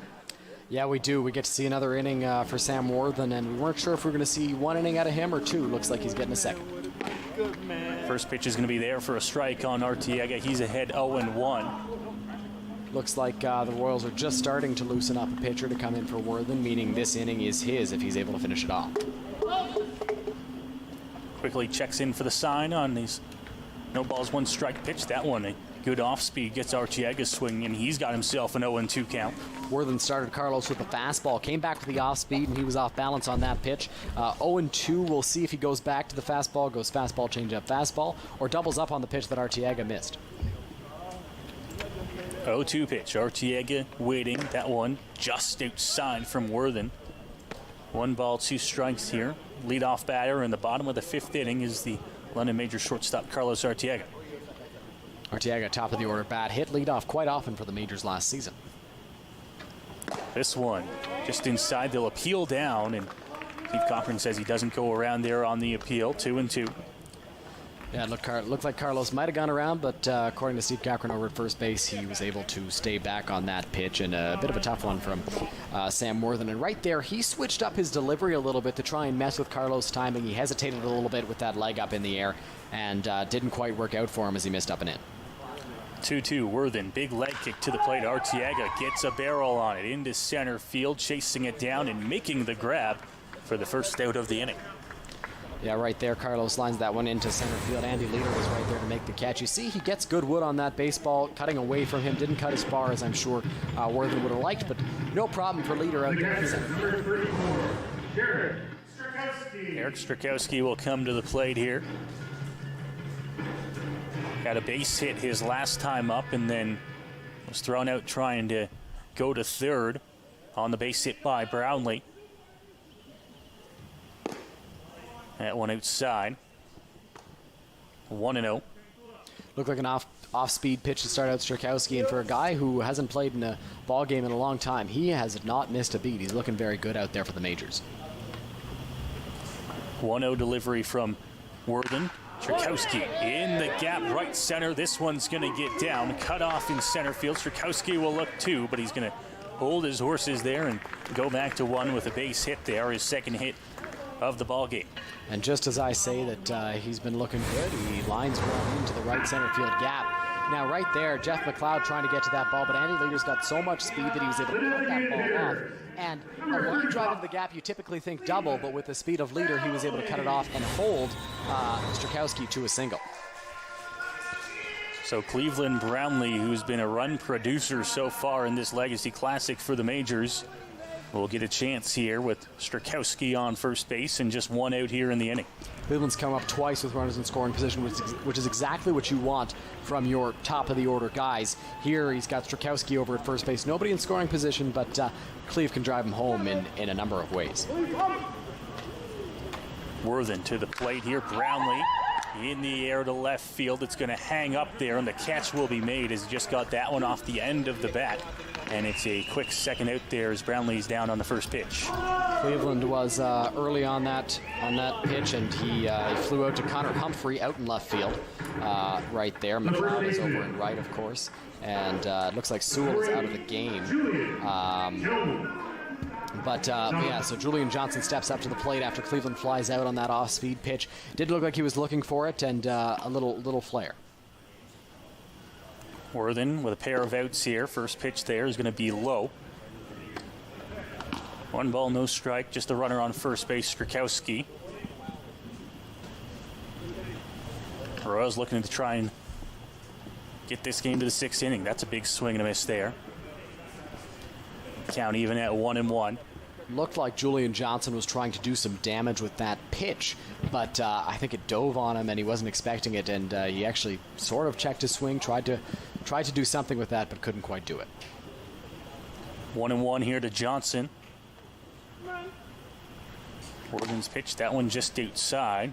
2 balls and a strike for Julian Johnson. He had that double back in the 3rd inning, which scored Cleveland Brownlee. A walk back in the 1st inning, so he's 1 for 1. Now the 2-1. Just inside there. Worthen unable to find the strike zone. It's 3 balls and a strike. Now that pitch looked like it could have been called a strike, but with the catcher, I believe that's Noah Roberts in there now, dropping that ball. Oftentimes pitches that could very easily be called strikes don't get the call because the catcher drops it. 3-1, Worthen outside. And that one will be ball 4 there as taking the walk, Julian Johnson. He finds himself on base for the 3rd time tonight. Johnson's been very patient at the plate. He's worked his second walk now of the ball game. He had a line drive double on the pitch he wanted in his last plate appearance. He's 1 for 1 in the game with 2 walks, and now there's a runner in scoring position for Evan Britt, who is 0 for 2 on the night. So Evan Britt looking to try and get his first hit of the ball game, as you mentioned, Dylan, 0 for 2. Worthen now, delivery to the plate. That one called to strike, so Britt will find himself down 0-1. Worthen looked like he was trying to be a little bit too fine to Julian Johnson with a big power bat at the plate. Comes right at Britt with a fastball in the strike zone. Worthen a couple checks back at 2. Pitch to the plate. That one as well, right there for a strike. He gets the call, and it's 0-2. 0-2 now. Sam Worthen in his second inning of work, likely his last. Noah, he's throwing an off-speed. He's throwing a fastball. What do you come with 0-2? Be surprised to see if he comes with anything on the inside part of the plate. He looks like he's working a whole lot better on the outside part of the zone here. It's an 0-2 pitch now. Worthen to the plate. That one there, swung on and missed. Britt goes down on strikes. And the Guelph Royals and Sam Worthen able to work out of that little bit of a jam in the bottom of the 5th inning. We're through 5 here at Labatt Park. Majors leading 3-0. Yeah, and the Majors have the lead, but 2 quality innings there from Sam Worthen. He did a great job out there on the mound. Good off-speed pitch to get Evan Britt. He was working, firing on all cylinders, and solid quality 2 innings for him. A look there at the box score in Cleveland. Brownlee inside the Majors dugout. We'll now go over to Jackson Farrow, who's down in the bleachers once again. Thanks, guys. Well, in its 144-year history, Labatt Park has had a number of cool awards and really just trivia stuff that's happened. So, in 1990, Labatt Park was named the Beam Clay Diamond of the Year as the best natural grass field in all of North America. So, kudos to head groundskeeper Mike Reagan and his assistant Rob Garrett at the time. In 1992, A League of Their Own was considering filming right here. Now, that film starred Madonna and Gina Davis. Would have been pretty cool to see Madonna acting right here in her own backyard at Labatt Park. It didn't end up happening as there were scheduling conflicts with the London Tigers, the AA affiliate of the Detroit Tigers, who played here at the time. Now, in the mid-60s, the famous chicken mascot in San Diego, well, he actually is a native of London, Ontario, and he got his start right here at Labatt Park. It was a manual scoreboard at the time, and that was where he had one of his first jobs in all of baseball, flipping the scoreboard for the then London Pontiacs. Of course, we know he went down to San Diego, became a pretty famous mascot really worldwide. And of course, in 1994, under Part 4 of the Heritage Act, the London City Council named Labatt Park a heritage site, commemorating with a plaque and everything. So when fans are finally allowed back in the building, it's something you've definitely got to check out. It'll certainly be with your time. Guys, back up to you. Thanks, Jackson. Another fantastic story there about Labatt Park. Interesting to see the man out there on the mound coming out here to work the 6th inning of work. And with that 6th inning coming to us, I'm glad to switch the play-by-play duties over to Dylan Baker for a couple of innings here. He'll bring you the call. Thanks, Noah. And Owen Boone back out there on the mound. We thought it might be over for him his night with 8 strikeouts, 1 walk over 5 innings. He's up at 83 pitches. We'll see how much longer Rupe Chanderdat and Brent Wales let him work. And I think in this situation, Dylan, we don't know what's going on down there in the London Majors dugout. I think this here decision is an Owen Boone decision. I think they're like, hey, how you feeling? This one's up to you. And he said, hey, give me another inning. I feel great. I want to go out there and I want to work. Like we said, we don't know how much he's worked out, how much he's thrown bullpens getting set for this game. So he could be ready to go. He very well could be, Noah, and I'm interested to see how long his leash is. He talked to Rupe Chanderdat for an extended period of time in that last inning, or after that last inning, and likely talked his way into facing another batter at least as Josh Garton steps up to the plate. The first pitch to Garton misses low and away, ball 1. Garton in the ballgame so far, and a strikeout back in the first inning. Boone looks in, gets the sign he wants from Strakowski. The 1 ball, no strike offering to Garton. Fouled straight back, and the count moves to 1 ball and 1 strike now. And for Owen Boone, Dylan, we've seen him so far in the game work ahead in the counts here, and even when he's fallen behind in the count, he works right back almost as quickly as he falls behind, even if it's a 1-0, 2-0. I think only once in the ballgame has he gone behind 3 balls and no strikes. Yeah, he's looked very solid out there on the mound, confident, knows his stuff, and is not afraid to work both sides of the plate. 1-1 offering. Garton shatters his bat. It's a little looper. Scooped up by Froese at second. Fires it over to Johnson at first in time to get Garton, who's got good wheels. And right there, that bat just exploded on him. Yeah, we're going to get a look on the replay here of that pitch. Boone comes inside with the fastball. Garton right there saws him off He's able to put it in play, and a nice play over there by Froese to get the play over in time to Johnson. And that's the first out, and a fairly quick first out at that for Boone here to start the 6th inning. Yeah, and that's perfect for Owen, who's getting up there and in pitches. As you see Derek Strakowski throw that part of the broken bat back at the dugout. Sean Riley steps up to the dish, the DH for the Guelph Royals. And in the ballgame so far, he's been neutralized by Owen Boone. He's 0-for-2. Riley, of course, a big power threat here. Owen Boone, in his time in the IBL, has faced Riley a fair amount. So these two know each other. Boone looks in as he faces the big bat of Sean Riley. Into the wind-up in the first pitch. Riley lines that one into foul territory. And that'll get down the stairway out there in the right field grandstand. No shot for Jackson on that ball. Now Dylan, with Boone working here in the top of the 6th inning, we do see some action in the Majors bullpen as it is the righty Connor Ambrosio warming up. We weren't sure if we were going to see Connor in today's ball game, but he is up in the bullpen. Looks like he could be coming in after Owen Boone. Here's the 0-1. Riley fouls that one right off his foot. 0-2. Now, if Boone is able to work through the heart of the order here, he's got to face 3, 4, 5 in this inning. Do you think that's a perfect spot for the inexperienced Ambrosio to come in? It certainly is, and it's one thing we haven't touched on a whole lot so far in the ball game, Dylan, is Rube Jennard, as much as he's trying to go out here and play a good game here and win this ball game, he's using it as a tryout of sorts for guys that, might be there. And, of course, Ambrosio playing on the Tomcats has the... That ball line froze. Leaps tries to make that grab, and it goes into right field for a base hit. So Riley is on board for the first time tonight. As I was saying, the Tomcats, a partnership with the London Majors announced this offseason, so they were able to bring up some junior guys from the St. Thomas Tomcats. And this was a guy that we might have even got to see this summer had the season gone on. Yeah, for sure. Ambrosio is a guy who plays for St. Thomas, as you mentioned, or played for St. Thomas last year, and there's a shot we would have seen him in the pinstripes this year anyway, if it was not canceled, as Jeff McLeod steps up to the plate. McLeod is 2-for-2 in the ball game. Boone from the stretch now. Here's the offering. It's going to miss up and in on McLeod as he ducks away from that one. Ball 1. Sean Riley standing over at first base. And as mentioned earlier, McLeod able to get to second base twice in this ball game, get himself in scoring position, but the Royals behind him unable to get the run across. 1 ball, no strikes. Here's the pitch. Boone gets a swing and a miss. 1 ball and 1 strike to McLeod. Sean Riley not a threat to run over there at first base. Although don't be surprised if he tries something. He doesn't have a huge lead. Yes, he's not too far off the bag over at first base. Boone comes set.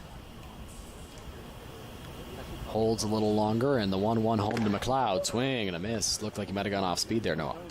Fantastic pitch by Boone there. He goes inside with it. A little bit of a cut slide action on that pitch. Inside on McLeod, and he was almost right on that pitch, a little bit behind, and it's 1-2. Yeah, it didn't look like a great swing from McLeod. Well, I don't think he was expecting it to be that far in. 1 ball, 2 strikes. Let's see if Boone can get his 9th punch out of the evening. The 1-2 home. Just outside. 2 balls and 2 strikes now to McLeod. Now, one of the things that's impressed me the most from Boone so far tonight, Dylan, not only working up and down and changing speeds, but he's working in the inside part of the plate and then right away going to the outside, not afraid to change locations. The 2-2 home. McLeod swings and misses. Strike 3. And that is the second out of this top of the 6th inning. You still got Riley at first, but a big second out there, Noah. Absolutely, and another punch out there for Owen Boone. He's really impressed so far tonight. I don't know the exact number, Dylan, but I think a majority of Boone's punch counts as well have been on that fastball. He goes a little bit up in the zone on 2 strikes with the fastball. Maybe they're not expecting it. Maybe they can't catch up to it, but he's got the strikeouts, and like you mentioned, another one for him tonight. For sure. I think that makes 9 on the evening for Owen Boone. He's looked very solid, and that fastball has been his go-to pitch up in the zone as Darren Shred steps up to the dish.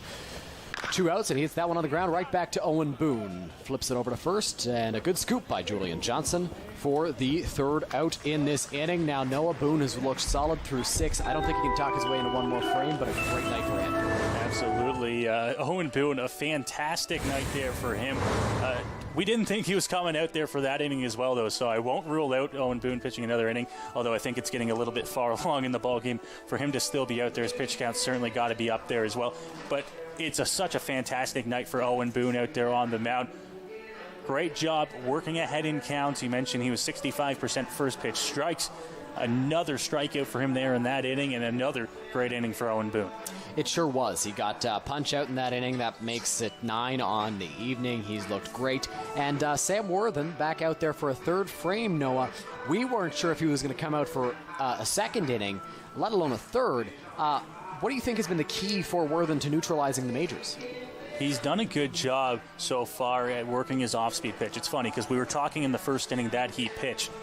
He wasn't quite snapping the off-speed pitch. He was finishing his release a little bit high in the zone and causing the ball to miss up, often over times the shoulders of the batters. But since then, he's done a great job at finishing. We've seen him lower that release point on the curveball, lower it in the strike zone. He's got a lot of swing and misses on that so far.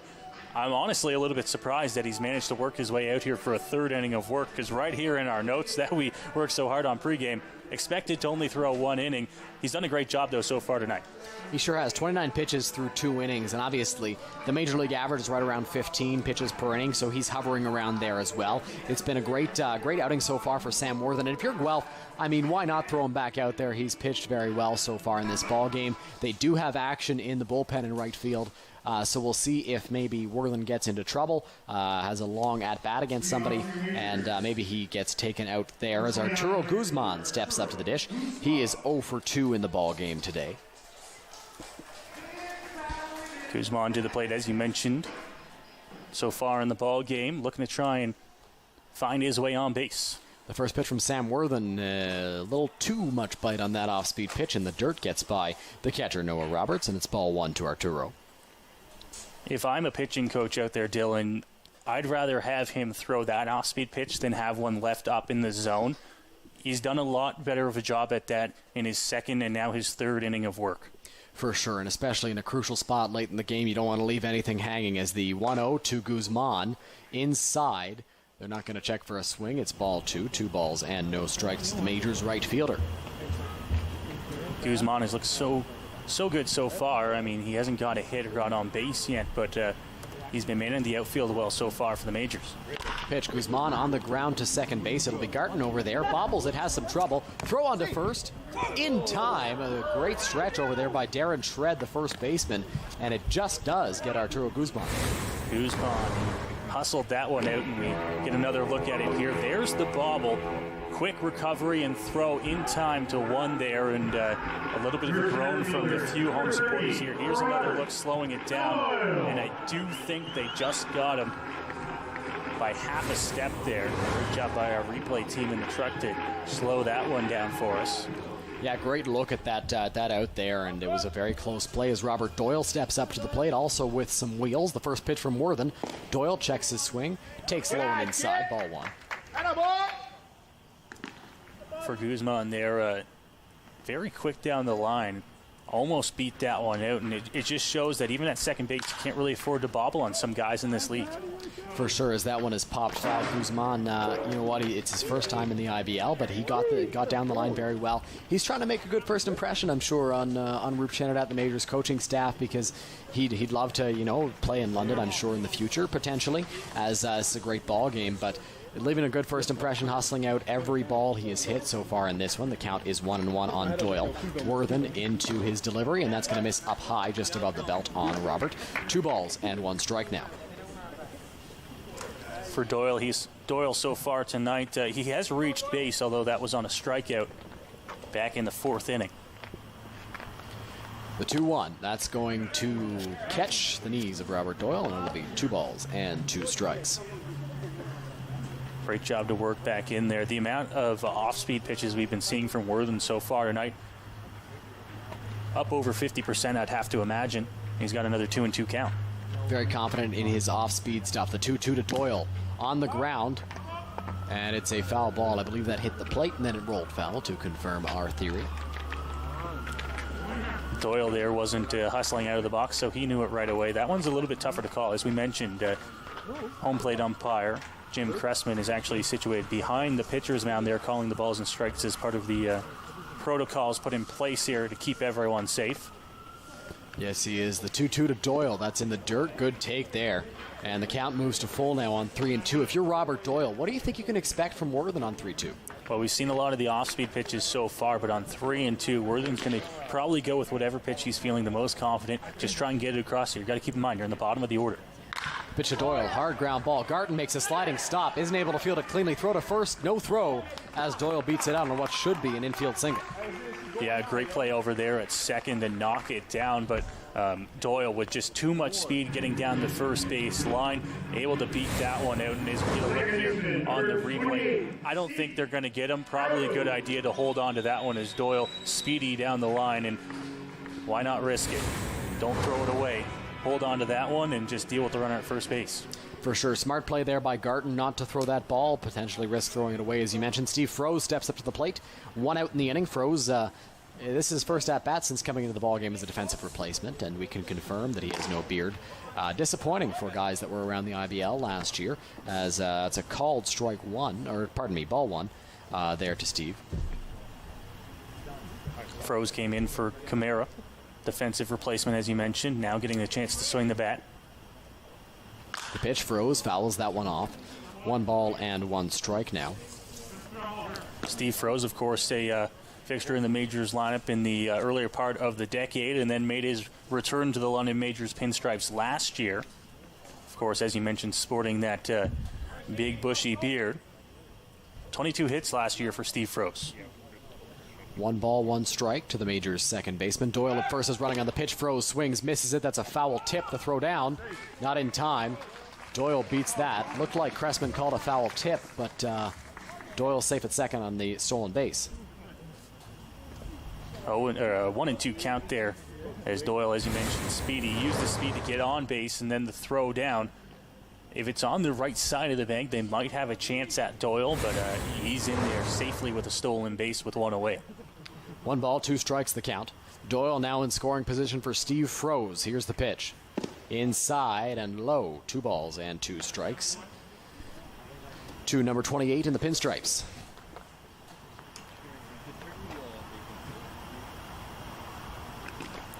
Doyle out at second in scoring position. 1 out, 2 balls, 2 strikes. Worthen looks back at Doyle. Now here's the pitch. Froese sounded like he broke his bat there, and Garton will catch the pop fly over at second base. And Josh Garton has made 3 plays in this inning. 1 of them wasn't an out, but all the balls have come to him. Yeah, that one's just going to get inside on the pitch there. You can see the movement. Froese able to fight it off, and what sounds like a broken bat, and a lazy hop up over there at second base, and that'll bring up Humberto Ruiz with 2 outs here and a runner on second base. Ruiz 1 for 3 in the ball game. He had a line drive single to start things off in this one for the Majors. If he's able to get a ball into the outfield, we could see Robert Doyle with his speed score from second base, even with the outfield playing a little bit shallow. Worthen comes set on the mound, takes a look back at Doyle, and here's the offering. A called strike 1 right down the middle on Humberto. Some action as well in the Guelph Royals bullpen there, as it looks like Ben Reed is getting loose, the right-hander. Reed been around the IBL for a while. I believe he was with the Guelph Royals last season. Could be mistaken there. As Worthen looks in, gets a sign he likes, and comes set. No balls and 1 strike. Here is the offering to Humberto Ruiz. Ruiz lines that one to third. It's a foul ball. Almost an RBI single there as it got past Matt Pilarczyk at third, but a foul ball.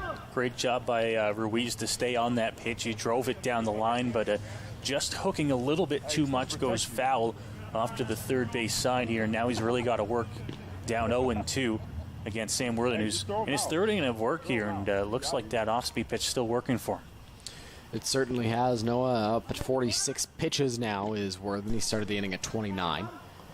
So if my math is correct, and that's 17 pitches this inning, not too bad for him as he looks back at Doyle. The 0-2 home to Ruiz in the dirt. Does not bite, and Doyle will stay at second. As a nice block there by Noah Roberts behind the plate. Yeah, Doyle thinking about that one, but with it staying in front of the catcher in the home plate area, he's not going to risk going to third, especially with 2 outs here. Top of the order for the Majors. Going to try to drive him in. 1 ball, 2 strikes, 2 outs. Worthen looks in, tries to finish off Ruiz on this 1-2 pitch. The offering slowly into the delivery. Inside, Ruiz hits that one slowly on the ground. Pilarczyk going to have to make a nice play. On the run, throw to first. In time to get the speedy Humberto and retire the side. A great play over at third by Matt Pilarczyk. Yeah, what a great play to come up and get that ball, and he didn't have a whole lot of time to set his feet, set his hands. He just has to get up there and fire one across the diamond in time to get, as you mentioned, the speedy Humberto Ruiz heading down the line. And looks like on our screen now we see Owen Boone going back to the dugout as we get another look at the Humberto Ruiz groundout. Great play over at third by Pilarczyk. Looks like we'll have a new arm on the mound for the majors, and that great slow replay there shows just got him by a half step. Yeah, and a little bit of a stumble there coming up with the ball by Pilarczyk, but able to recover, if you will, come up with a strong throw across the diamond, and gets the out there, and we get to see a new arm in the ball game for the London Majors.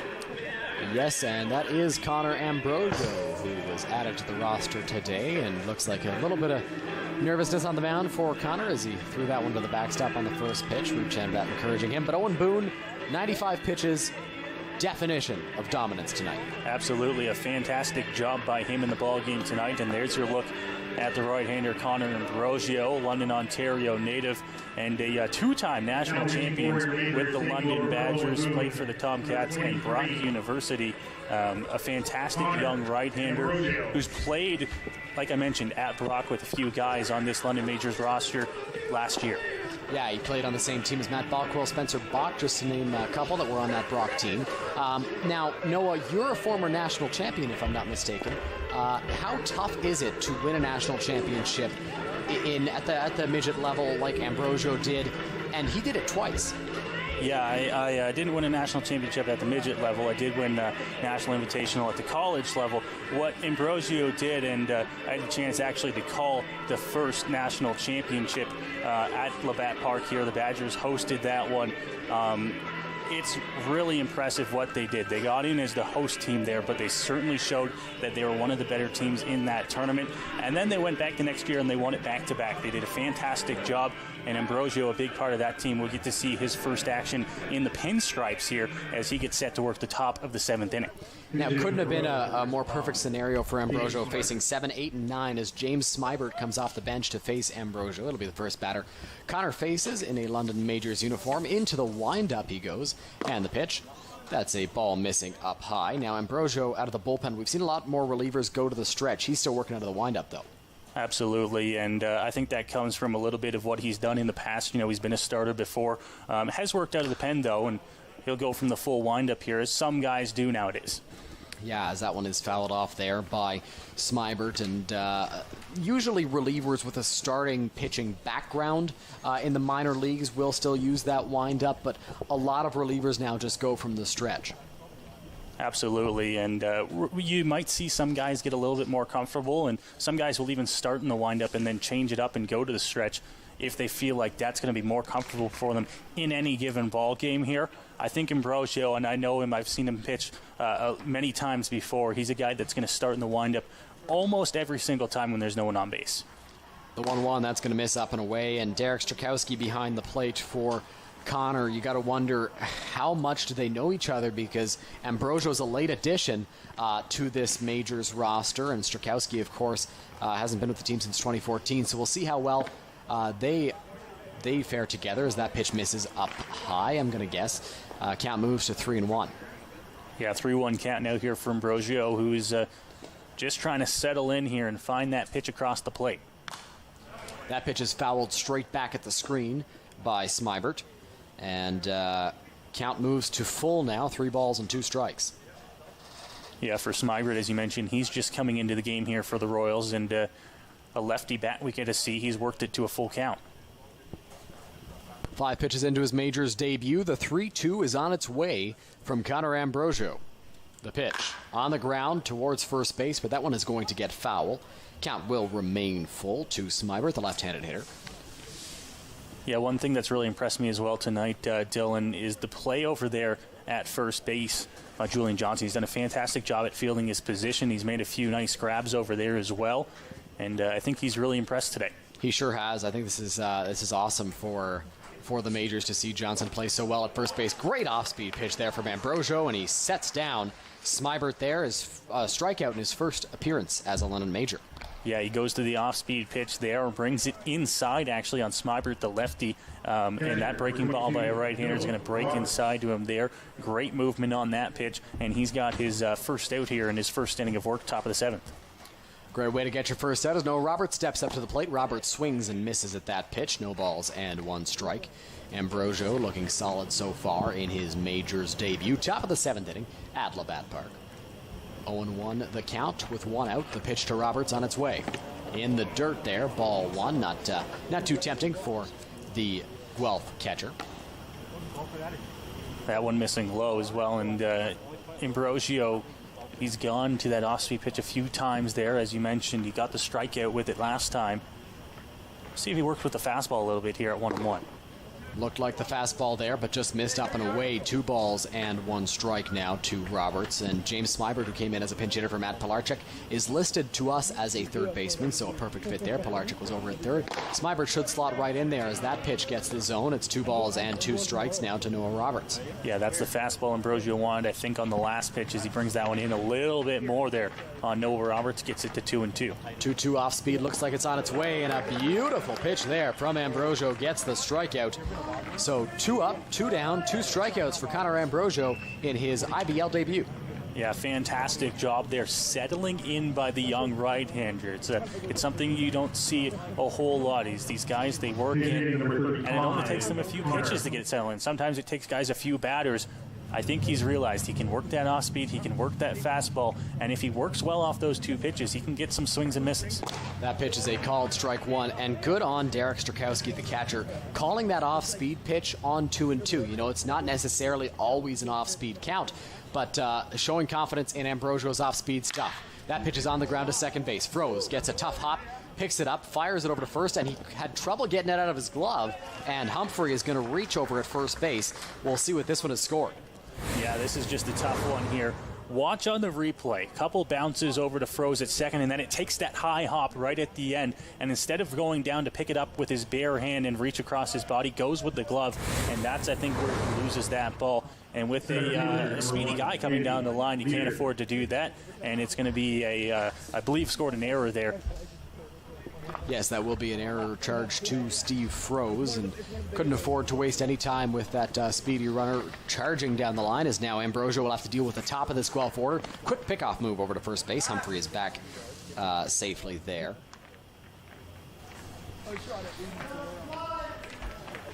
On at first is Connor Humphrey. He came in as a defensive replacement earlier on in this ball game. Leader looks out at Ambrosio, who's now in the stretch with the runner on base, and the first pitch to Leader. Up and in, ball 1. Leader his last time up, Dylan, able to get on base with that hit into the gap. And now he's got a chance here with 2 outs to try and extend this inning with the top of the order, him, and the rest of the order right behind him. That pitch is going to miss up as well. 2 balls and no strikes. With a runner on base, do you think the nerves will start to pick up if you're Ambrosio on the mound? Not necessarily the nerves, but this is the first time that he has to work in the stretch on that mound out there, and sometimes it might take a little bit to get used to. Great off speed there on 2 balls and no strikes. A swing and a miss there by Andy Leader. Didn't look like he was expecting it. No, certainly not on a 2-0 count, and swings right through that one. Great call there by Strakowski, and great pitch by Ambrosio. Looking in as Ambrosio gets the sign he wants. 2 balls, 1 strike. The pitch to Leader. Hard line drive. Arteaga's right there to make the catch and retire the side. We're through 6.5, and it is stretch time at Labatt Park. A great inning for Connor. Yeah, fantastic debut, although it won't count in any official IBL stat books there. A great job by Ambrosio. Comes in there. A little bit of hard contact at the end there, but when you got a good shortstop like Carlos Arteaga out there, it's going to be caught every single time, and he gets through his first inning of work there. A great job. Yeah, fantastic for Connor Ambrosio. We'll see if there's a new pitcher on the mound for the Guelph Royals. Already looks like there is. It's stretch time at Labatt Park. Noah's up stretching. Now I am as well, as we get ready to bring you the bottom of the 7th inning here between the Guelph Royals and the London Majors. Really got to stretch it out up here. It's been a long night so far. We were here early, Dylan, and just getting ready for this game. Fantastic to be back at the ballpark, and fantastic to be up here in the broadcast booth. But it's been a long day. It sure has been. No, we've been here since 2:30 this afternoon. We're working hard out here to try and bring you the best coverage we can. It's been an awesome ball game to this point. Sorry, I lost my train of thought there for a second, but we're happy we're able to bring this Legacy Classic to you, and it's been a really great game for the majors. Yeah, it was really interesting to see how this game played out. We really weren't sure what was going to happen with two teams that are playing for the first time in over a year, but Owen Boone came out onto the mound for the majors, and he really dominated through his innings of work, coming out there, really using the strikeout game to his advantage, and the majors have put up 3 runs and held the Royals to none. Yeah, they've done a great job on the mound, and the offense has been clicking. Cleveland Brownlee with 2 RBI in this game. Julian Johnson drove a ball into the gap. If you had to pick one guy from the majors, who has impressed you the most so far in this game? If we're picking guys that, we've seen before, it's Owen Boone on the mound. What a fantastic performance by him. Cleveland Brownlee, of course, he's got 2 runs batted in this game, a couple of hard hit balls. But if it's guys that I haven't seen before, it's Julian Johnson over at first base. He has an RBI double, and he's played the first base position so well tonight. I would have to agree with you there. Johnson has had a spectacular game on the diamond for the majors, and we're not sure what his plans are for next year, but I wouldn't mind seeing him in a majors uniform again, as we see Ben Reed, I believe, Noah, out on the mound for Guelph. He's a guy that's been around the IBL for a long time. Absolutely, a long IBL career, and Ben Reed will come into the game here for the Guelph Royals, longtime Guelph Royal as well. Limited use out of the bullpen, and in her notes here says now resides right here in London, so a short commute to this game. Yeah, for sure. I'm sure he was on board to come play this one for the Guelph Royals once he heard it was at Labatt Park, as the 7th inning stretch is complete. Obviously a lot tougher to, celebrate and sing songs with the limited amount of people here, as Carlos Arteaga steps up to the plate. Arteaga has already scored a run in this ball game. He scored the 2nd run for the majors, coming in on the single by Cleveland Brownlee. That was back in the 3rd inning. A lot of zeros up there on the board, Dylan. There sure have been, and we heard a few people thinking it was going to be a slugfest tonight. We heard others say it was going to be a pitcher's duel. I guess the pitcher's duel people are correct, as Ben Reed comes set, and Carlos Arteaga at the dish squares around a bunt, takes a pitch up high, ball 1, and you wonder if that was a little bit of a bluff or if he was squaring around for real and saw the pitch was going to be a ball. Yeah, Carlos is a guy that I've watched enough and actually had the pleasure of playing with at Fanshawe College. He does that almost every single first pitch. That's on the ground, hit hard to shortstop. Morrow doesn't get a funky hop, but throws it over the head of the first baseman there, and Arteaga will not advance, so he is aboard at first, and we'll see what the scoring is on that one. Here's a look at the play. Arteaga grounds out to short, Dylan, and one thing I want to point out on this play, you see the overthrow, but in years past, this ball is going to sail into the Guelph Royals dugout, and Arteaga is going to get his way to second base. Of course, those new additions down there with the fences along the front of the dugouts there, that keeps Arteaga at first, kind of works out for the Guelph Royals on this play. It sure does, Noah, and like you mentioned, that goes into the Guelph Royals dugout most times in previous years, but now Arteaga's aboard at first, not at second. That pitch gets away, and now he'll move into scoring position on the wild pitch from Ben Reed. Missed up high, and Carlos moves to second base. It looks like that ball got stuck in the backstop. Time was called there by Jim Cressman. Yeah, Jim right on there as well, and a good look there at the new fencing that is in front of those dugouts. You can see kind of at the back screen there, the old lip that was the front of the dugouts before. They've pushed that out about 5 feet and then added the fence up front. The 1-0 to Strakowski in the air. Shallow right field, looks like Garton going out, McLeod coming in, and it's going to be the right fielder, Jeff McLeod, making that play for the first out of the inning. That'll bring up Cleveland Brownlee. Yeah, McLeod, I don't think saw this one as shallow as it was right off the bat, but he makes a run for it as soon as he notices how much this one is going to be shallow. And you mentioned Garton out there as well. McLeod calls him off at the last second, as he should, makes that grab, and Arteaga has to stay at second. Yeah, it's a great play there by McLeod once he saw the ball to get in there and call off the second baseman, because it is technically his ball, because he's the right fielder. He's moving in. It's so much easier to get a ball moving in than it is going back. So Brownlee to the plate now once again here for this majors team. He's been a big part of those 3 runs that have come across so far. Drove in 2 and scored the 3rd. Cleveland swinging his nice Abo bat that he got from Trevor Oakes, of course, at Abo Baseball. That pitch misses up high. Ball 1.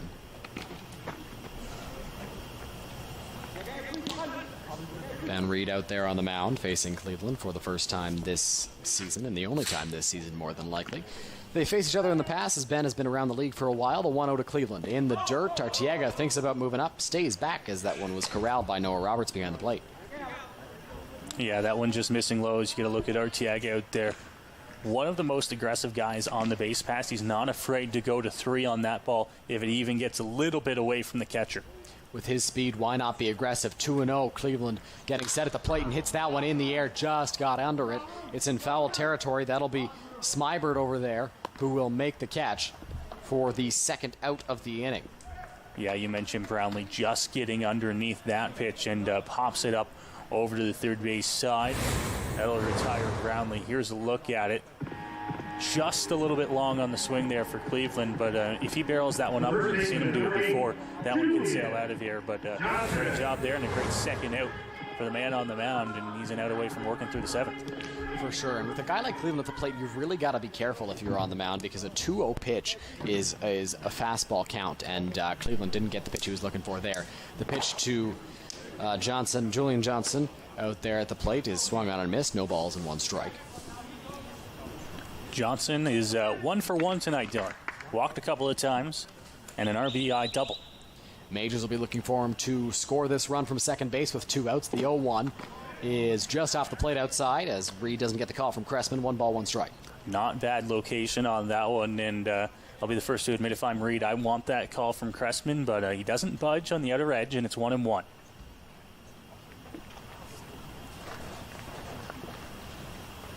The 1-1 home. Johnson takes high, 2 balls, 1 strike. You mentioned the patience earlier of Julian Johnson. How important is that for a power bat like him?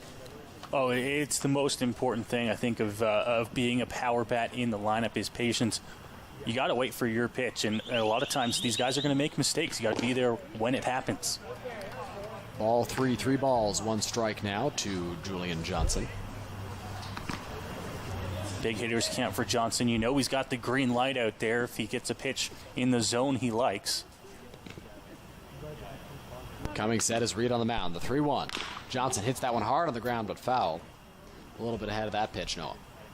Yeah, just a little bit out in front of that one, and as you mentioned, rolls it off to the third base side. And now on a 3-2 count here, you got to imagine Johnson's going to see something near the strike zone.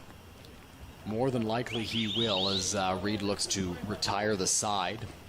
Arteaga standing in scoring position at second base. 3-2, 2 outs. The pitch. Johnson swings and misses on a high fastball, and he's a little bit upset with himself. That's going to end this 7th inning. Noah, Majors strand a base runner in scoring position. Yeah, they do, but a good job at getting that runner into scoring position. Arteaga reaching on an error and then moving over to second, but with 2 big bats in the lineup, you would have liked to see him get that run in. Yeah, it would have been good with the 4 and 5 hitters and Brownlee and Johnson stepping up to the plate there. Unfortunately for them, unable to do so. Looks like we're going to send it over to Jackson Farrow, and then after that we'll go back to Noah Smith on the play-by-play. Thanks, guys. Well, you may be wondering, how did the Majors name come about? We've talked a little bit about the London Tecumsehs, the London Tigers, even the London Pontiacs a little bit. Well, it all starts after World War II. You see, the London Army team actually played here during World War II, and afterwards they changed their name to the London Majors. Now, they went on to win a couple Sandlot titles as the Majors in '47, and then in 1948 they won both the Canadian and the World Sandlot title. Now, a couple players from that team I want to point out. Tireless Tommy White, the pitcher, must have been a horse. The catcher, Jack Fairs, and my personal favorite, Russell the Muscle Evon. Now, I want a nickname like that. I guess you got to win a couple Sandlot titles first. But the team went through a couple more name changes. They became the Diamonds, the Pontiacs, the Avcos, before finally settling back down as the Majors, the team we know and love, in 1975. Noah, Dylan, back up to you guys. Thanks, Jackson. And the Majors name, I think, is here to stay as the hometown team. And the hometown fans love coming down to the ballpark on a Friday night to cheer on their hometown team. Dylan, when we first heard out about this game and that we were going to get the chance to call this game, it was no surprise to me that it was a Friday night, 7:35 first pitch. It just seems like the thing to do in London on a summer night. It sure is, Noah. And Friday nights at 7:35. It's an iconic time for baseball in the city of London. And Jackson talked about how the Majors got their name. You mentioned it's here to stay. there's nothing that a London baseball fan can think of other than Majors Baseball Friday nights at Labatt Park, 7:35 start. It's become the place to be if you're a baseball fan in London, Ontario, every week. Absolutely, it has. And when you're talking Inter-County Baseball League, Labatt Park Friday nights at 7:35, it's got to be right up there with a Sunday afternoon at Christie Pitts, the two probably most iconic places to be in baseball over the weekend.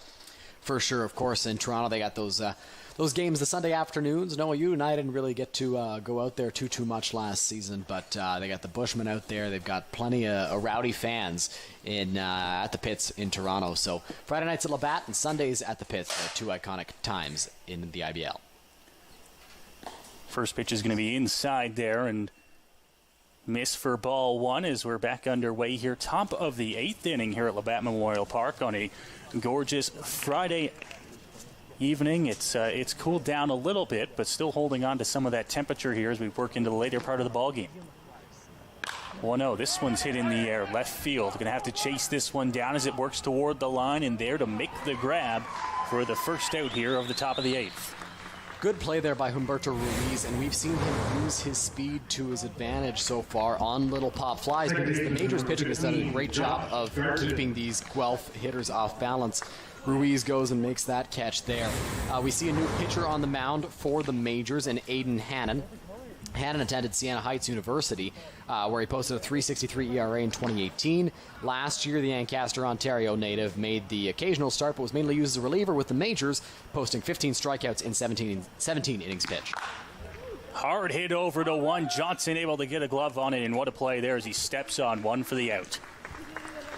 Great play over there by Julian Johnson, getting a glove on that one and going over the bag to get that out. You take a look at it here. Garten barreled that ball up, ripped down the first base line as Sean Riley's evening is complete, and he's going to be lifted for a pinch hitter in Justin Terrasano. Great play there by Julian Johnson. Yeah, so we get to see Justin Terrasano come to take his swings in the top half of the 8th inning. Should mention as well that Aiden Hannon is coming to the ballgame to pitch for the Majors. First pitch going to miss there, 1-0. That pitch just missed there from Hannon.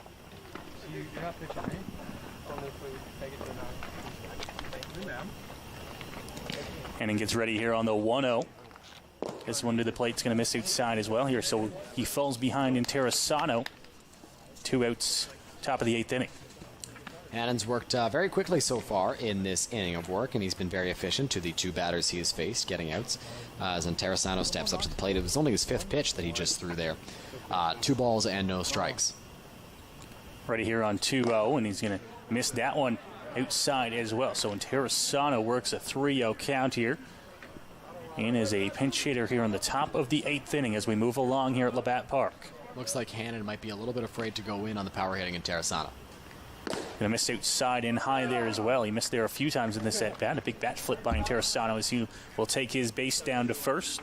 But with 2 outs, not a terrible walk. You know what? If there's a time to walk a batter, which there really is never, but if I had to pick one time, it's with 2 outs. And Aiden Hannon, with the way he's worked in this inning, if he continues what he's been doing, a 4-pitch walk, he's only thrown 7 pitches in this 8th inning. So we'll see what he does with McLeod here. Pitch missing there as well. First one to McLeod, and you got to imagine that they're going to be taking all the way until Aiden Hannon can throw one across. He started off very well, but has thrown 5 straight balls now. That one missing as well. Went to a different pitch there and missed inside, 2-0. So 2-0 now. If you're Hannon, you've got to throw a fastball in the strike zone, but you can't groove it because McLeod does have power at the plate. Pitch to McLeod. That one is there for a strike, so he was taking on that one. Now it's 2-1. Yeah, and I'm not sure if I would have given McLeod the take sign. I don't know if he did that on his own or if he was given a sign from Sean Riley over at third base. With his power, he knew it had to be a strike. That one popped up. Back toward the screen, running it down, but that one will be unable to be caught back there. Nice attempt, but the count will move to 2-2.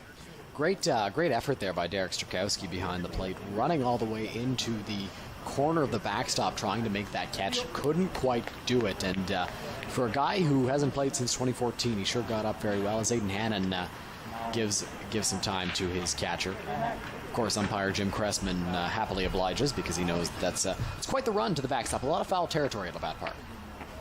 2-2 here. Jeff McLeod looking to try and keep this inning alive. Ready on 2-2, 2 outs to the plate. This one hit hard, and it's going to be foul down the first base line there. Johnson right there. And another chance here for Aiden Hannon. Majors got a break with that ball going foul because that ball rolls all the way into right field. Guzman has good speed, but Interessano would have likely been at third, and McLeod would have been at second. That's two guys in scoring position. 2-2 gives Hannon a second chance here to try and set down McLeod. So Hannon will gaze in and grab his sign, trying to work out of the 8th inning. 2-2 to the plate. That one outside to McLeod, works it to a full count. And now with 2 outs, we'll see if Interessano is off on the pitch. With 3-2 count, 2 outs, he will be off on the pitch. You can't be too cute here if you're Hannon. He's off. That one popped up. Foul territory, back to the screen, and looked like just running out of real estate, and a nice slide there, and we'll have to redo the 3-2. We've seen some good pitches from Aiden Hannon, and he's gotten 2 pop-ups in foul territory, just too far away for the catcher Derek Strakowski to go over there and make the catch. You gotta love the effort, though, in this exhibition game. Sure, it doesn't count for anything. Still a legacy classic. Strakowski, a very competitive guy, and really went after that one hard, and went after the other one hard as well, as he went into the backstop a couple of times there. Now he gets set up, 3-2 count. I don't know what you come with to Jeff McLeod, who has been fouling off everything from breaking balls to fastballs, and Hannon has struggled a little bit with his command in this at-bat. Certainly has, but he has got this at-bat to 3-2, and he's just a pitch away from ending this top of the 8th inning. 3-2 again. It's going to miss up high to McLeod. It'll be a walk, and it'll put 2 runners on here with a pair of outs.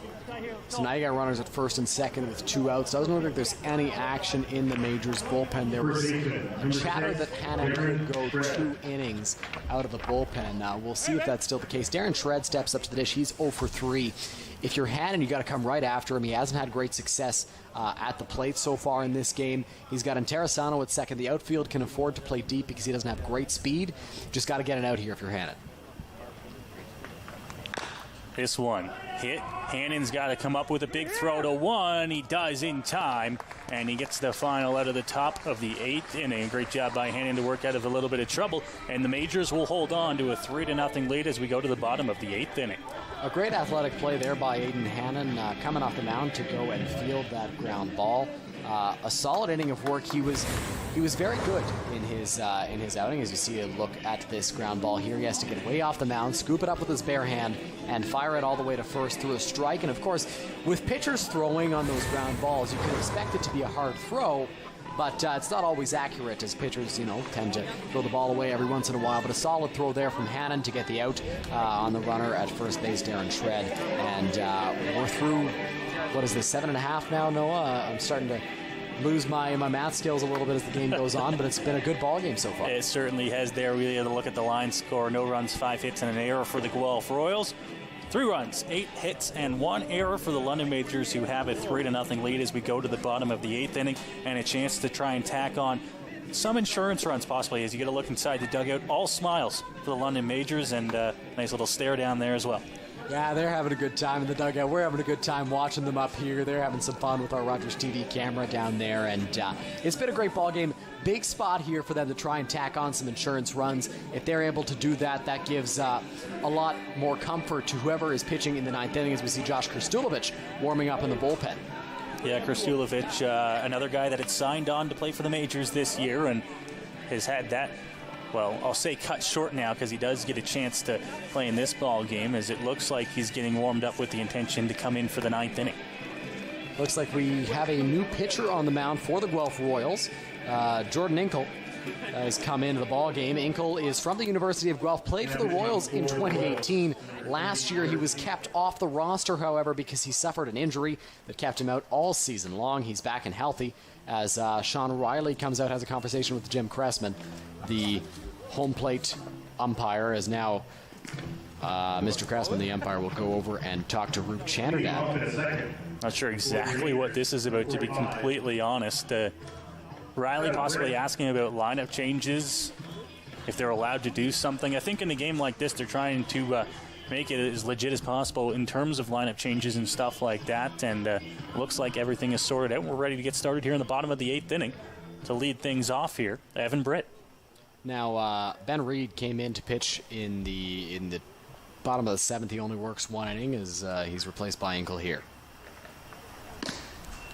Pitch up and in there to start things off against Evan Britt. We'll see what Britt can do in his first at-bat against Inkle. He's 0 for 3 on the night. I'm sure he'd love to get a hit in the Legacy Classic. 1-0 from Inkle to the plate. That one going to bounce and go to 2-0 now. If you're Britt, you've got to be taking on 2-0. He's not only thrown 2 balls, but they haven't really been close so far in this at-bat. So if I'm the Majors, I'm giving Britt the take sign here on 2-0. 2-0 now to the plate. That one hit right back to the mound. A couple of hops and an easy glove and throw over, but just getting there safe. Britt able to dodge around the tag, and he's in safe at first base as Inkle threw it away. You know what, Noah? It's funny, as you get a look at it here, ground ball, Inkle picks it up, and I'm not sure why he rushed on that play. I guess he didn't take a couple steps, but overshot the first baseman. And, you know, I talked about it in between innings there, how oftentimes pitchers will overthrow that ball unintentionally, and sure enough, we get to see it right there. Britt does an awesome job. Great look on the replay there. Britt just dodges the tag completely. A fantastic angle. So the leadoff man on here in the bottom of the 8th inning, as Britt will reach on what I'm sure is going to be scored an error. It's 0-1 after that pitch now. I can confirm it is being scored an error on Jordan Inkle for that throw as Arturo Guzman steps up to the plate. He's 0 for 3 in the ballgame. Inkle gazes in, has a look over at one, but comes to the plate. That one just off the edge of the plate, doesn't get the call. Evens it up at 1-1. Guzman should consider himself lucky there. He tried to call time as Inkle was entering his delivery. The pitch counted, and it's 1 ball and 1 strike. Cressman did not grant him time. Guzman apologizing there now, but very lucky on that pitch was Guzman. That pitch low in the dirt, now 2-1.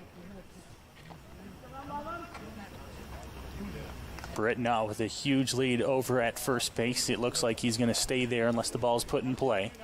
You know, Britt has decent speed, but not really a base stealer for the Majors, so not too surprising that he's going to hang around. 2-1. Hit on the ground, over to short, chance to go to 2. They do. They get the first, and they're not even going to bother throwing to 1. So it's a fielder's choice there for Guzman, and the first out here at the bottom of the 8th inning. Fantastic play there by Connor Morrow, the shortstop. He had to go a long way to his right and make that play, throwing it over to Josh Garton at second. Garton took a look over at first base, realized he wasn't going to have a shot. But a great play by Morrow, getting it over there to Garton to at least get 1 out. Robert Doyle comes to the plate here, a cheer from the hometown fans. So he gets set to come to the plate, 1 out in the bottom of the 8th inning. First pitch, inner edge, called a strike. It's 0-1. Doyle so far in the ball game is 1 for 3. I believe he had a base hit earlier on. 1 out, 0-1 pitch on Doyle. Up high. He'll take that one as well. It's 1-1. Majors leading 3-0 here in the bottom of the 8th inning, looking to try and tack on an insurance run before heading out to try and close it out in the top half of the 9th inning. Pitch to the plate. That one called strike as well. Catches the corner. Doyle a little frustrated as well, but he's behind 1-2. It looked like it did just catch the corner there, no, but could have also been low. Looked from up here, and I wasn't looking at the monitor at the time, but it looked like it might have been a little bit below the knees. 1-2 as Inkle looks in. Comes to the plate here. This one's hit off the end of the bat into center field. And oh, what a grab there, is out to make it in shallow center. Getting back to first base, Guzman, but a fantastic play out in center field. What a great play there by Connor Morrow. You've got a great look at it here. Doyle pops it up, and Doyle's got speed. It's a tough play. Guzman over at first has to wait, and a fantastic over-the-shoulder catch by Connor Morrow sprinting out into center field. I thought maybe Andy Leader was going to make that grab. You see, Guzman thought it was going to drop, so he was going halfway on the pitch, on the contact, but he thought it was going to drop in, started running, had to stop, and thankfully for him in the majors, Morrow went down to make that catch, which allowed Guzman the opportunity to get back to the bag. 2 outs now here in the bottom of the 8th inning. Pitch to the plate, outer edge just off, and it will miss 1-0. Froese steps up. He's 0 for 1 in the only at-bat he's had in this ball game. Came on as a defensive replacement for Jordan Camara after Camara had 2 at-bats in this one. 1-0 once more. This one swung on and missed, evens it up at a ball and a strike. Good hard fastball there from Inkle, and solid movement on that as well as it got inside on Froese, who swung and missed. Pair of outs here in the inning.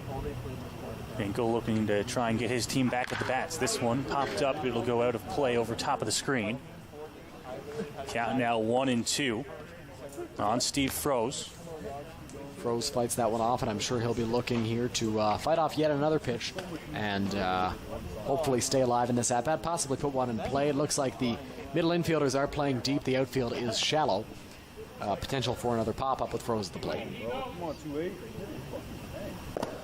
That one missing on 1-2, trying to get the swing there from Froese. Evens it up here, 2 balls and 2 strikes, 2s across the board. Runner on first base, and Inkle trying to work out of it. Pitch to the plate. This one hit right back up the middle. It's going to be a base hit for Froese, and they'll just go station to station here, everybody up 90 feet. Great cut there by Steve Froese at the plate. You'll see it on your screen now. A good pitch right in the strike zone. Froese doesn't miss it. Hits a laser right back up the middle, and Andy Leader will go pick that one up in center. Great job there by Steve Froese getting on base, and that will allow Humberto Ruiz to step up for his 5th plate appearance of the ball game as we hear some cheering from the home crowd.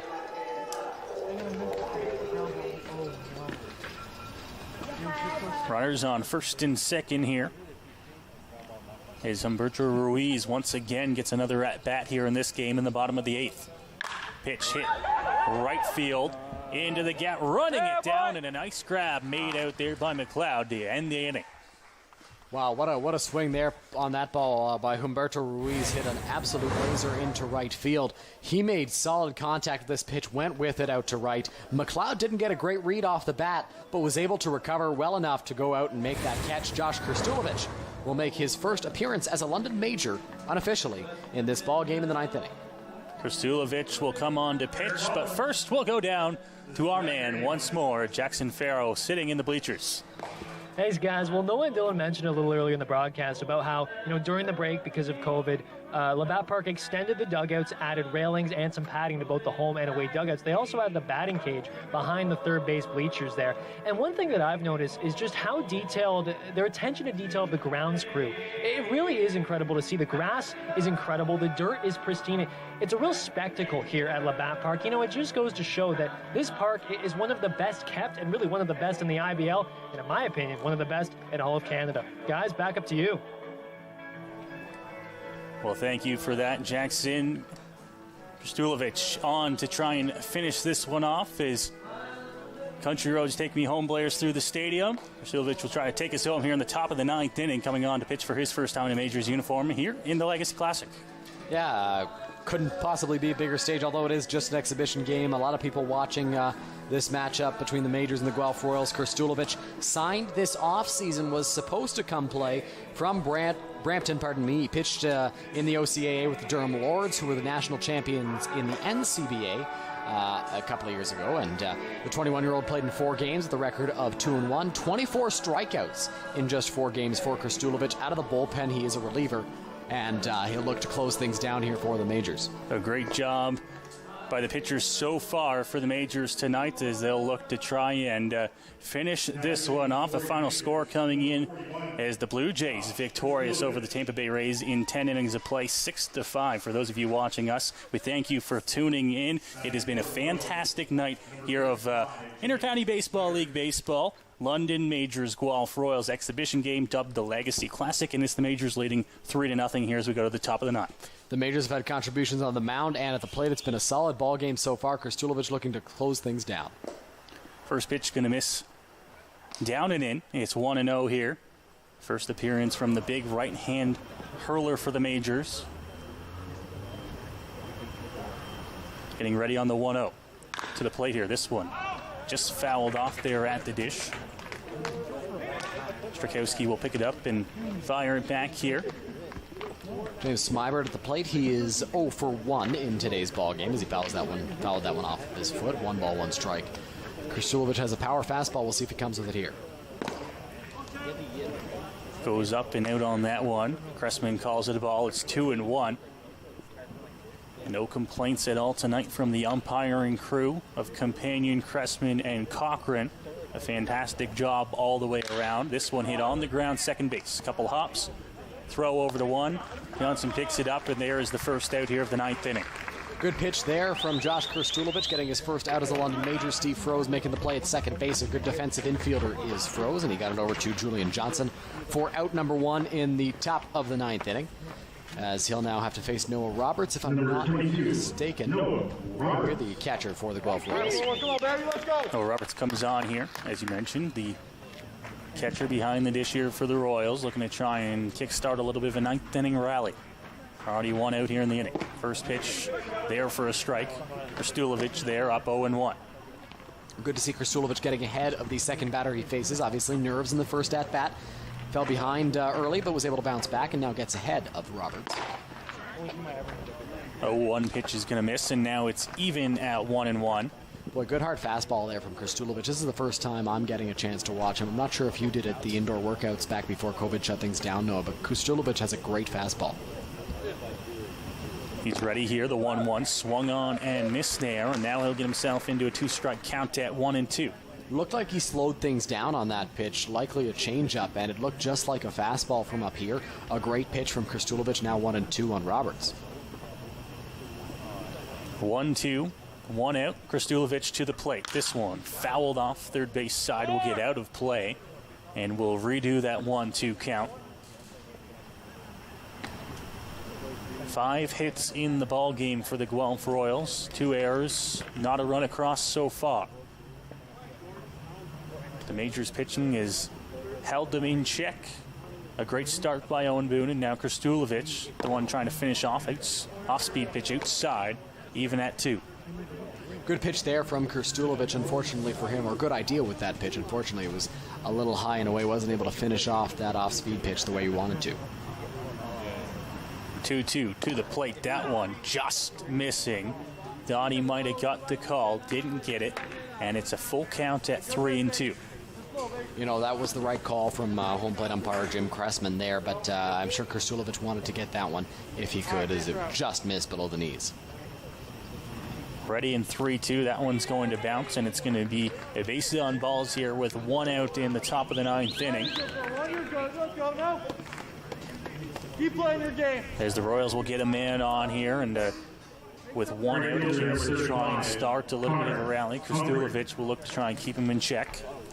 Quick little correction. That is Brendan Keys who took that at-bat. He was behind the plate for the 8th inning, now at first base after the walk. I believe he came in as defensive replacement when Sean Riley was talking to the umpires.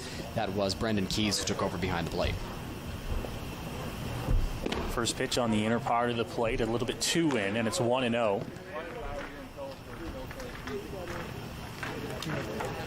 Majors looking to take this one home. I believe this is still Connor Humphrey at the plate. Pardon me, Noah. He's ready to take the 1-0 pitch. This one, outer edge, missing as well. Doesn't get the call. 2 balls, no strikes. Runner on first and 1 out. Krstulovic has some great stuff, an electric fastball and good off speed. We'll see what he's able to do here against Humphrey. 2-0 pitch, Krstulovic. That one way outside, and he falls behind 3-0 here. On 3-0, if you're Krstulovic, you got to realize you got a fantastic fastball, and I think he'll be able to blow it past Humphrey if he can get it in the strike zone. You got to throw a strike on 3-0. You don't want it to be 3, or you don't want another walk. 3-0 pitch is going to be right there and called a strike. So the first strike of the at-bat, trying to work himself back in here. Looks like Humphrey was taking all the way on that pitch, and a good hard fastball from Krstulovic in the strike zone, now 3-1. Ready here, the 3-1 pitch. This one right there, called a strike as well. Thought it was a bit high, was on his way to first base, but has to be brought back, and now it's a full count with 1 out. Yeah, looked like that pitch got the top of the strike zone. I know Humphrey didn't quite like that call, but looked like the right one from up here by home plate umpire Jim Gressman. Krstulovic on the 3-2 to the plate. This one swung on and missed the strikeout, and out number 2 here in the top of the 9th inning. Great pitch there from Krstulovic. Now, Noah, I don't know if that was just me, but it looked like he might have taken a little something off of that one. It didn't seem as hard as his fastball, and it looked identical, which is fantastic for his off-speed stuff, because that really fools the hitter. Back to the top of the order here. It's Andy Leader for the Guelph Royals, looking to try and extend this ball game. 2 outs in the top of the 9th. First pitch swung on and missed, a bit ahead of that one on the outer part of the plate. Good off-speed pitch again from Krstulovic. He's really impressed in his majors debut so far. Just the one base runner on that walk, but he's bounced back in a strong way. 0-1, Krstulovic. Off-speed pitch, tried to drop that one in there, but just a bit up in the zone, and it's even at 1-1. Boy, and it looked like he might have actually gotten that one there, but didn't get the call from home plate umpire Cressman there, and 1-1 works to Andy Leader. The 1-1. This one popped up, but it's going to get out of play. Bouncing over top and on the pavement behind the first base grandstand. It's now 1-2 here. Krstulovic looking to try and put away Leader and the Royals. 1 strike away. I think if you're Krstulovic, you got to come with that big power fastball. Try to set Leader down and end this ball game. Krstulovic, the 1-2 to the plate. Off speed. This one hit in the air, center field. Out there making the grab and the ball game. And the London Majors will hold on and win this ball game. A final score, 3-0. A great game there for the Majors. They take the Legacy Classic. Krstulovic, a great 9th inning for the team. And really impressive showing for a team that we weren't sure what we were going to get out of.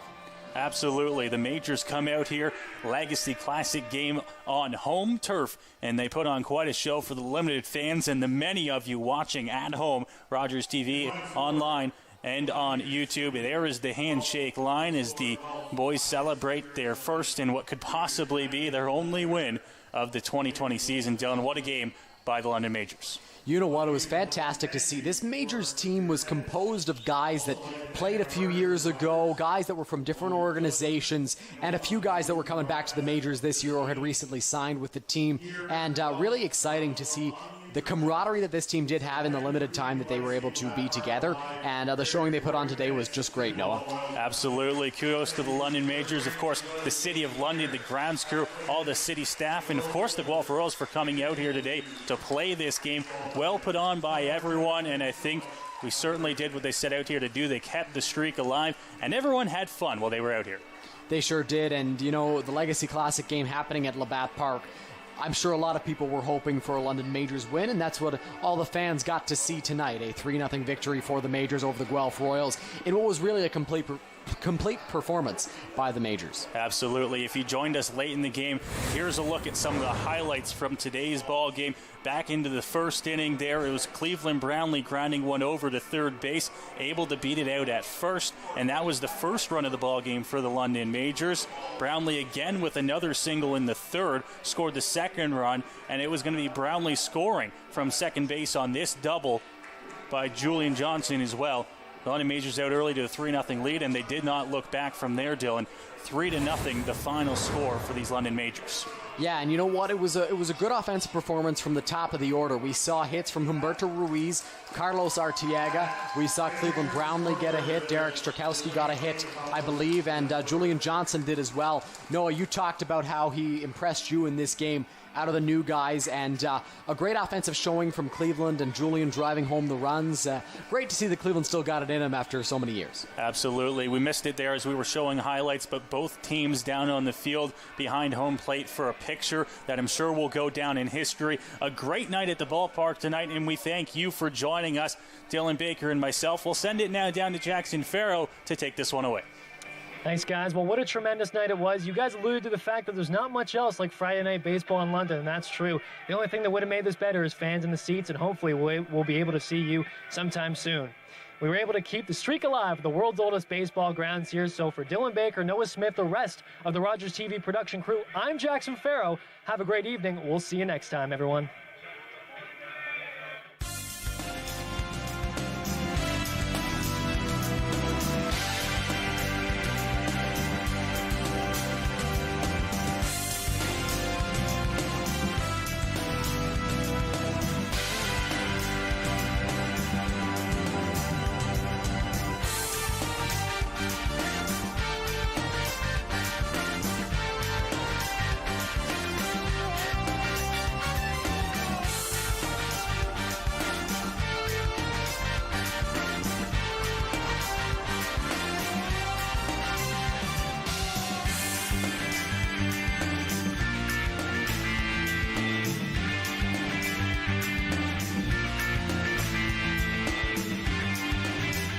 Down having to climb up here every time. Well, then let's cut the bottom out of the basket. Ah, but I need these baskets back.